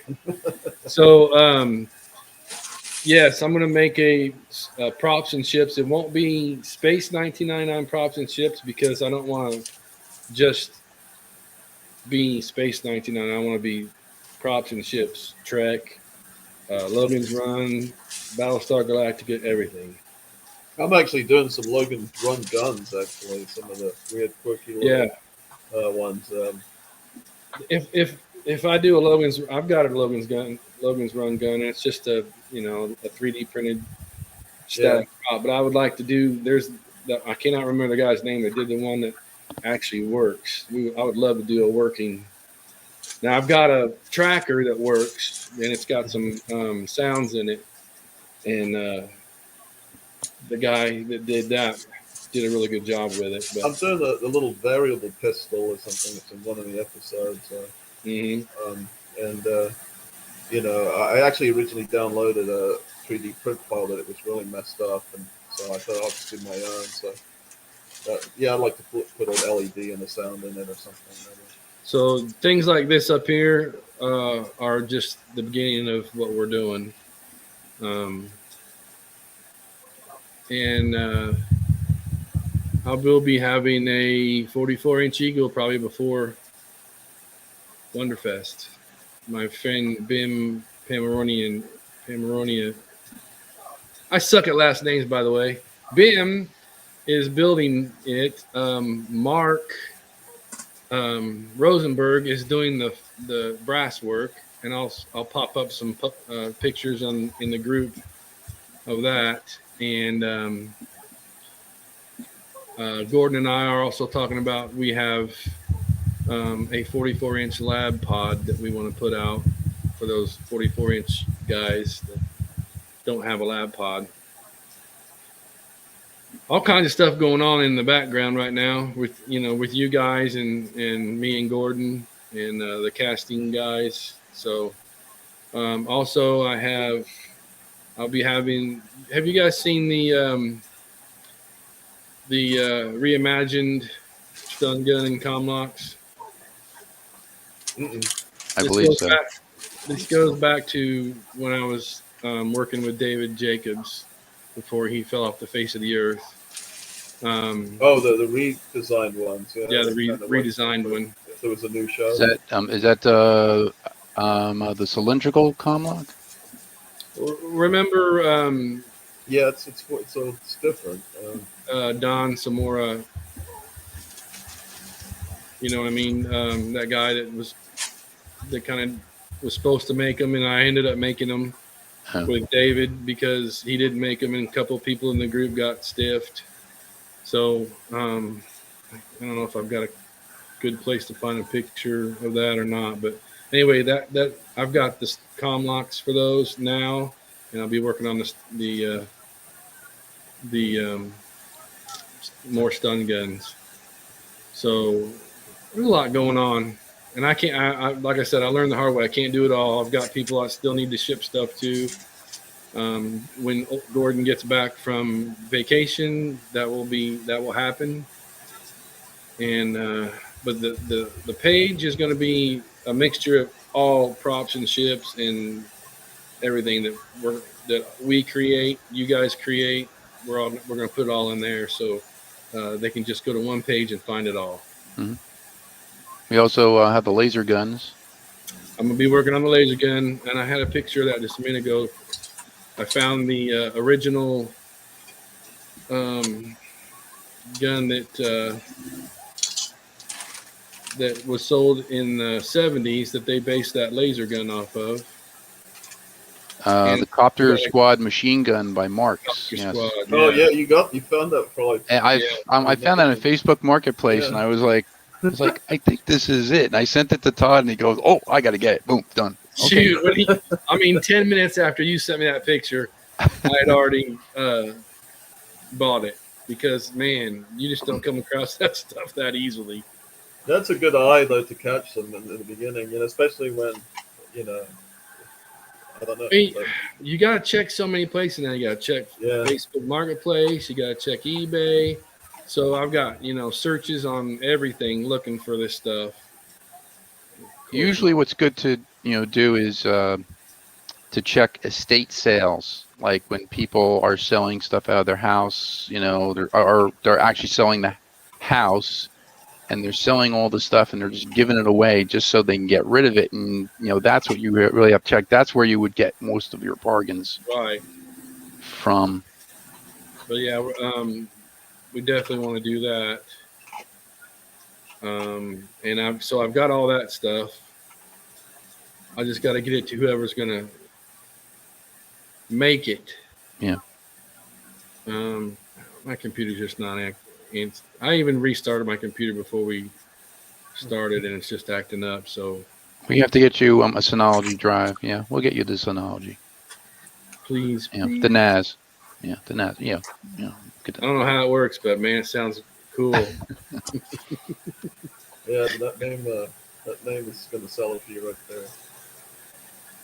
Well, we have to get one for Eric, I know, because Eric has like 19 million pictures on this Right. one drive, and he goes, "Would you like that?" And I'm trying to do the download to my computer. I'm like, it's gonna take 4 days for this one folder for Space 1999 to get to my computer. It's like, well, how much stuff do you have on here? He goes, I got this, and I got that, I got that. I was like, oh my Yeah. god. Yeah, what And was then this- keep, this and thing? then you got to figure out what. Not only is a picture of something that we might want later on. Where's it? What folder is it in? How are we gonna do all Yeah. that? Yeah. I'm I the same. used I to be keep good looking at my stuff. partitioning, but it's every now and then I just go by the date. I store everything by year, not by topic, because Ah, it's impossible to sort everything. And again, it's whatever like just impresses or strikes the eye mm-hmm. across all genres. Anything mostly technical, mostly Right. ships Oh, hardware. I mean, I think Doctor Who, Blake Seven, everything. Red Dwarf, Yeah. you name it. Yeah, there's the little guy. there's the Yeah, model that's that the we were little one. talking about earlier, and that's how it's on the 44. So it's really probably only a couple inches tall. Yeah, yeah, and the side pieces are flat there. Not they're kind of curved on the not curved but angled. Right. There's two Yeah. different angles on two of them are flat, and the other ones are angled like you have, aren't they? Yeah, but then theoretically they could move, or be hinged, right? So, and Right. yeah, they're actually coming from the top of it, not from below it, right? It's sort of like in the large one, they're sort of coming from underneath the top. Mm-hmm. So yeah, we'll get these figured out, and I just wanted people to see this while I was scanning through pictures. Yeah. Very nice. Um, Now that's so got a different paint job on the top there. They actually did that better there than the other one. The first one you showed, the paint job on the top is different. It's like the same Yeah. model, unless they made a couple of them. trying to. Anyway, yeah, that's that. I'm trying to find that one picture for you guys too, but it's creeping up on 4 o'clock. I think I got a couple guys that need to Oh wow! jet pretty Yep. soon. Me too, but I want to find this doggone picture first. See, the only one that's modeling in the modeling group is Eric. He's modeling. Actually, yeah, doing what it's supposed to be doing. We're all chatting, and he's almost finished his antenna. Oh, that's the laser, though, right? Or is It's the antenna. It's like the Ultra Probe, only not. Yeah, it's my own don't construction. they use to go it with- for a laser in one of the other things as well? Yeah, they did actually in one of the episodes. That's kind of what inspired me to do this kind of look. I forget what episode it was, but it was a really nice antenna, and it's just Yeah. bits and pieces, and the vacuum form of the base that comes with the AMT or the Polar Lights kits, the stands, right? Oh, Nice right. touch. So then Jeff Polizzato made a mold and vacuum formed it. Yeah. Then Oh, I yeah. cut this up to do the facets here. So that's one guy we're missing today. He's normally with us on our visits. Is Jeff Polizzato. He couldn't be here today. Yeah, he's got the vinyl cutter. He's got the laser cutter. He's very good modeler himself. And So yeah.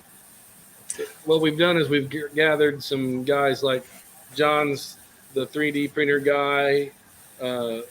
Eric's the go out and find the kits guy, and he's also the modeler. Jeff has the laser cutter, and didn't you say he had a vinyl cutter also? yeah, Cool. he made these patterns for me for my Klingon ship. Oh, It's that's my nice. own photon launcher tube pattern. See, that would be for the alien purifier, I think, vinyl, because they obviously used vinyl originally, I think, the thicker vinyl. But Yeah, and he sent me some samples of other stuff for other things, Aztec plates and patterns and whatnot, random patterns that could be used anywhere, or if you're doing something original, or Right. he can make a duplicate of like a pattern on those painting masks for those air generators that you were showing earlier, or even the bombs. yeah, Yeah. So we got I've done the top of the pattern is I've done them completely flat too, to where they could be printed out flat, stuck on. So. this computer is something else. Hey, Todd. Yeah. I was thinking that scale that John printed out the mine with the the test one. Those would be good ornaments. Yeah, this was Christmas. Yeah, Christmas ornament scale. Like good. Yeah. No, well, that one, but I meant the mine, the collision course mine. Oh yeah. Yeah. That would Blow make up a your good Christmas ornament. tree. Yeah. That'd be a pretty good Christmas ornament mine. There you go. I've already got the stun gun and tom locks. I've got the You put mines around your tree. There you go. And there you go. Touch my presents, I dare you. have a blast for Christmas. Yeah, I got to get a box of that stuff in the mail to you, George, and maybe I'll try printing out a large. I suspect I have a pallet coming, so I have stuff. A Yeah. crate. I have a loot crate coming. There you And go. then after we make all these castings, we have to send it to Mark. So Mark's gonna have like a crate. I don't know. It might come, like freight or something like that. It'll be like a big box. They don't do freight to anymore to the UK easily. It's like I sent a friend a lightsaber print, and I mean it costs more to send it than print it. Really, it's ridiculous. Everything's Yeah. airmail now.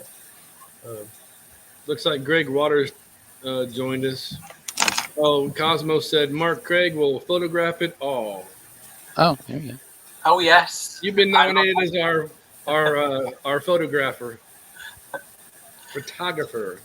There's so much of other people's collections like yours, Todd. I would love to get my hands on and put in front of my camera. Come on over. We'll have a blast. So I'm scrolling through my pictures over here, and I'm finding stuff that we've been talking about, so I got to show it to you. There's John's Eye of Triton with a little bit of light behind it. So that could be a Christmas ornament also. Mm. Easily stuck into one of those two-piece clear ornaments with a battery inside it, and you just Oh yeah, there you go.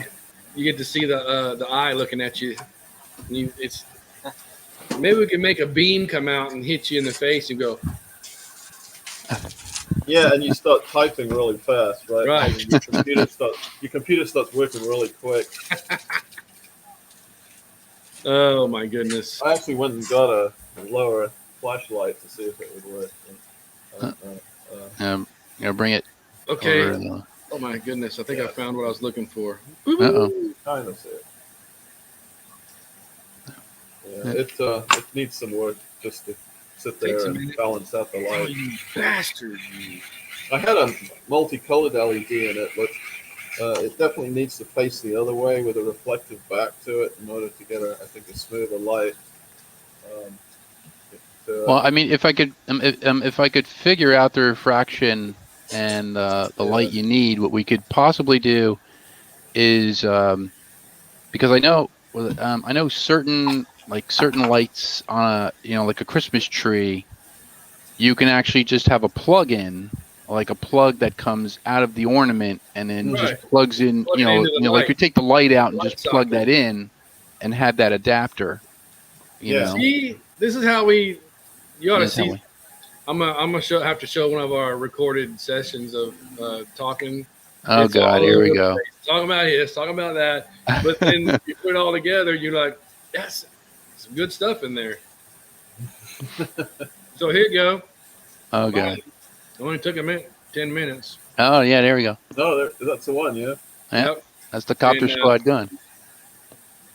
So this part right here from about here down and no trigger, just comes up here and then has this scope on it. So you basically take this trigger off and cut the butt off, and the rest of this, and it's the part that goes for the laser gun. Well, actually, you take the handle off as well, handle and trigger guard, because you'd have to use that. You have to use that other handle, the photography handle.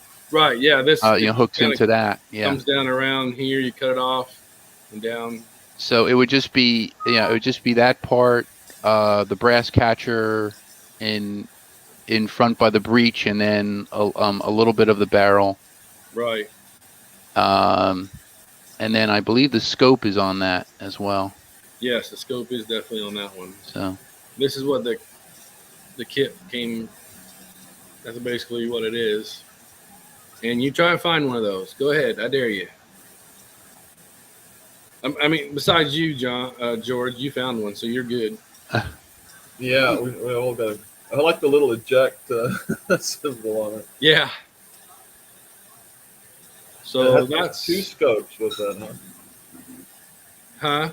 They had 2 scopes with it, or just is that there were 2? I'm guessing it had 2 scopes with it, but because they slide on and off. Now mine, the little sliding piece is broke off on this side, so it doesn't stay on, but we can still work with it. Yeah, well, if you can get the measurement, and you just either rebuild the piece or. Yeah, I'm thinking we could 3D print this whole thing, couldn't we? Yeah, it would print quite easily, and 2 sections split down the middle. That's one happy camper sitting there, let me tell you. Yeah. And the thing is, I want to keep this original. I don't want to do any cutting, so I do have a resin piece that one of our Ian Green, one of our members, donated to us to make this. And I have the whole deal. I'm going to make sure he gets one of the lasers. Cool. So that's about all I can squeeze in here today because this computer's driving me crazy. Very cool. Yeah, I can't believe you found that one. So. Yeah, George said something to me about it, and I was like, whatever. And I went and looked at it. I was like, holy crap, that's what it is. Yeah, you were real casual about it, too. I think this one's the one from Space 19. And I'm going to be straight up honest with you. It was less than $20.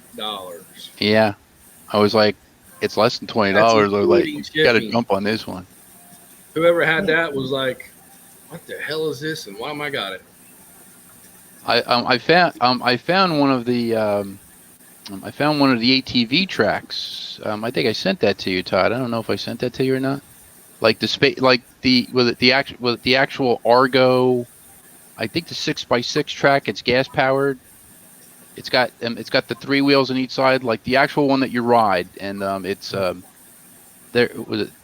lot of them here in Pennsylvania, and they're all on Facebook Marketplace. I found one for like $1,500. Wow. Well, that one I probably couldn't jump on as quickly, but I'd still but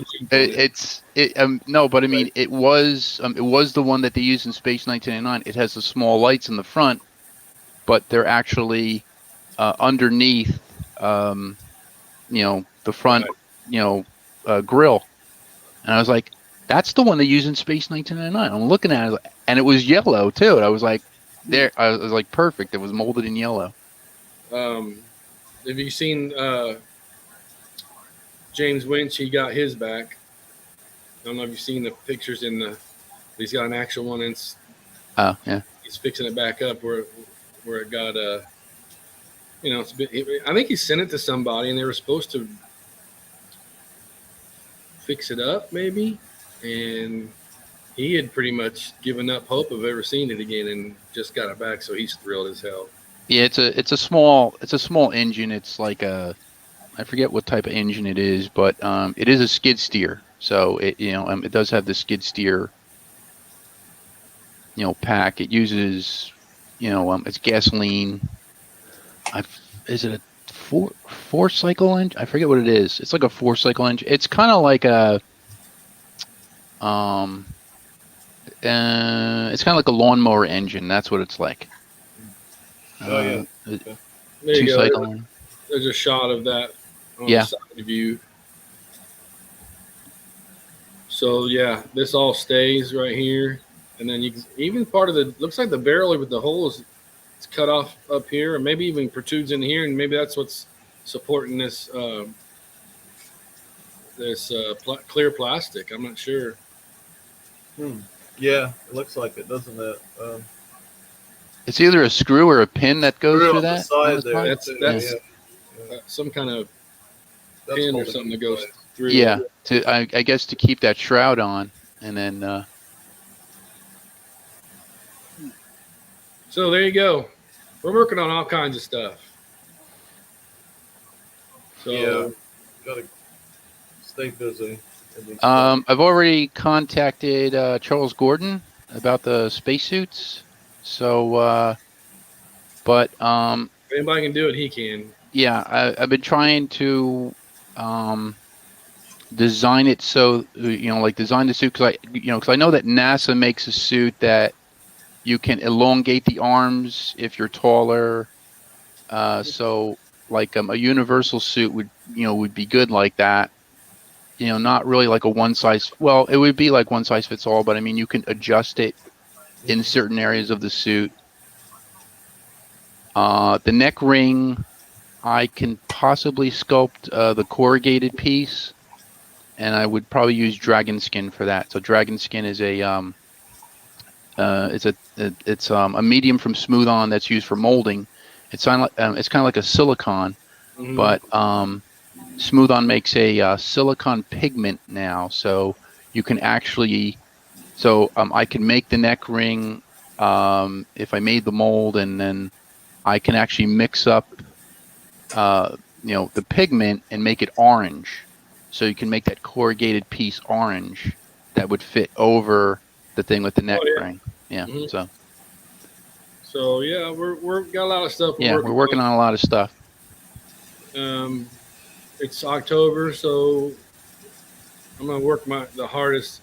I don't know how. What do you think, John? Can you get the legs and everything for that?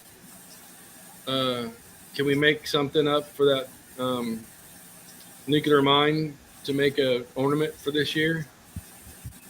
Sure. I mean, if you want to, yeah. I mean, I can do the It pieces. doesn't have to be, for a Christmas ornament. It doesn't have to be screen used correct. Well, as long as it's Christmas used, Yeah. There was no lights in it or anything like that, was there? I mean, No. the way this is, you could put something in it. But, Yeah. in fact, on New Year's, it could have a firework in it and blow up. Which would be really cool. Like a little nice, spectacular timing You guys mechanism. have seen my little. Oh, cool. That's These cool. these were mastered by Bill Oram, Uncle Bill, Nice. and he sold them. And A keychain? yeah, I guess you could use it for about anything. But I put it on the little hook, and they're a bitch to paint, but hey, it works. And then I got the comm lock too. I bought the masters off of him. So I've got these in kits that you can get for and make them into Christmas ornaments. Some people hang them from their car windows. Yeah, that's great. I mean, it's even got the screen. I got a decal set for it and everything. It's way cool. Yeah, they're like well, I mean, Hallmark was they started doing that stuff with the shuttle from Star Trek, and Mm-hmm. I was looking at the spacesuit here, seeing what you were talking about. Oh, that was a weird gadget. There's something that looked like they used part of a hairdryer for. Yeah, I know exactly what you're talking about. It's from again from End of Eternity, I think, right? And I took some bunch of pictures from that. I'll send that to you because it's definitely some '70s hairdryer combined with some other stuff. Right. And that's a cracker. Yeah, I pulled a bunch of frames from it. In fact, Eric can add these to his library too. This little piece right here, I think, is what George was talking about. Yeah, It goes yeah. under the- Yeah, the original, I believe the original is made out of foam latex, Oh, really? Well, that makes and sense. yeah, that's why it degraded over the years. But Well, foam's surprising. I would have thought they would just slush them in regular latex. well, the dragon skin is silicone, so silicone would probably last maybe okay. 50 or 60 years. So Yeah, this is kind of something I would like to make as a ornament also. The helmets and these the packs, yeah. the backs and those. I have a prototype that, yeah, those I think John could possibly print. Those are the actual cuffs for the. Oh, this is that's What is from that? Mike Scott. That's The from helmet? Mike Scott. But that's the mold for the 2001 Clavius helmet. Ah, yes, I can see the now. There's the mask, the face. He had that professionally made by a company. It's a fiberglass, casting. It's beautiful on the inside, so it actually gets a very beautiful, clear. I think you can see it in the. I think it's in the lower right-hand corner. It's one of Right the. here. Yeah. Yeah. It's one of the pulls from it. Yeah, I'd like to do a full-size helmet. There's a lot of people that would love to have one of those. Yeah, I'm surprised there doesn't seem to be more of those floating around. I see quite a few people doing this Lost in Space one. I see the wheels turning in Mark's head, and I hear clicking, like I'm gonna get one of those helmets. Yeah. Yeah. Okay. You're muted, guys. Mark. I can't hear you. You're muted, I think. Yeah, you were Yeah, muted. you Oh, get there you go. Actually, it's not the Space 1999 helmet that I was thinking of getting. Actually, it's the alien from UFO. Yeah. Oh, Yeah, they are somewhat similar. Anything's possible. We don't have to just be Space 1999 here. We can. do you want the fluid, to come up in between, Yes. like in between the two panes and have the blue fluid? This is the time to confess my fluid fetish. Yeah, what was the stuff in the abyss the abyss stuff that you could actually breathe in? Well, Oh, the fluid breathing system. Yeah, yeah, yeah. Have green fluid breathing. Yeah.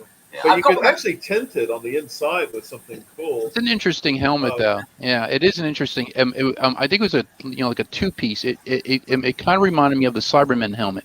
The Cyberman helmet was actually two-piece, so it actually went together like that. It scared the hell out of me when it was on.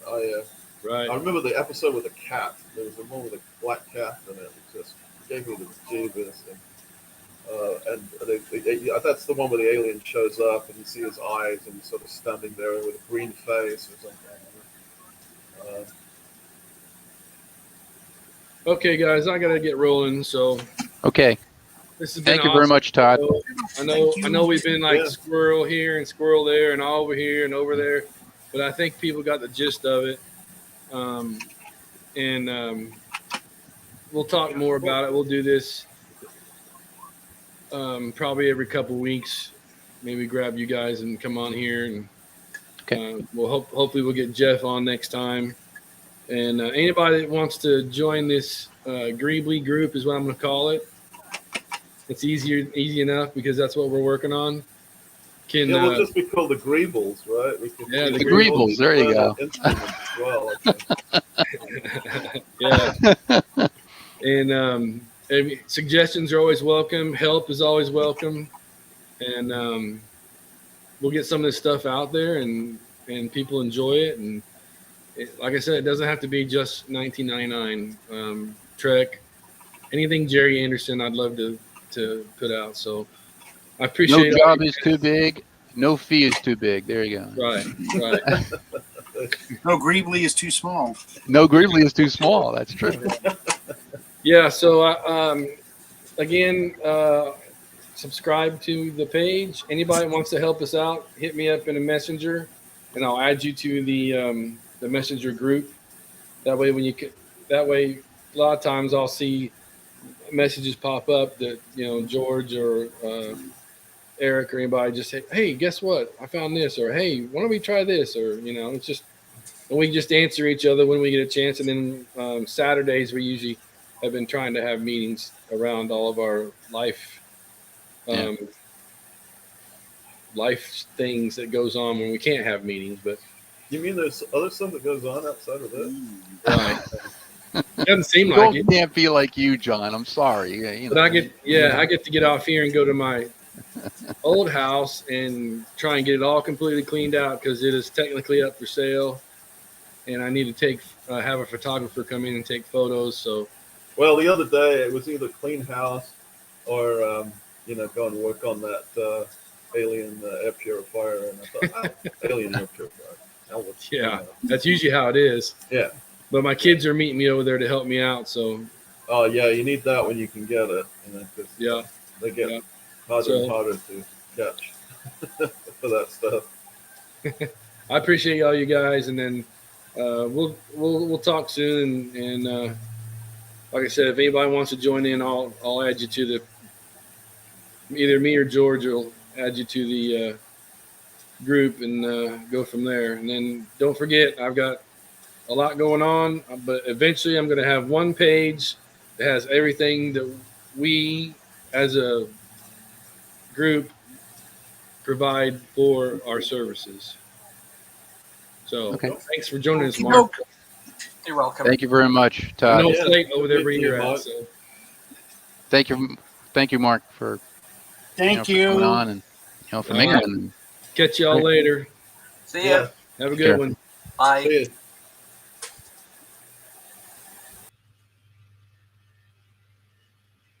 Okay, everybody. Thanks for joining. I'll see you next time.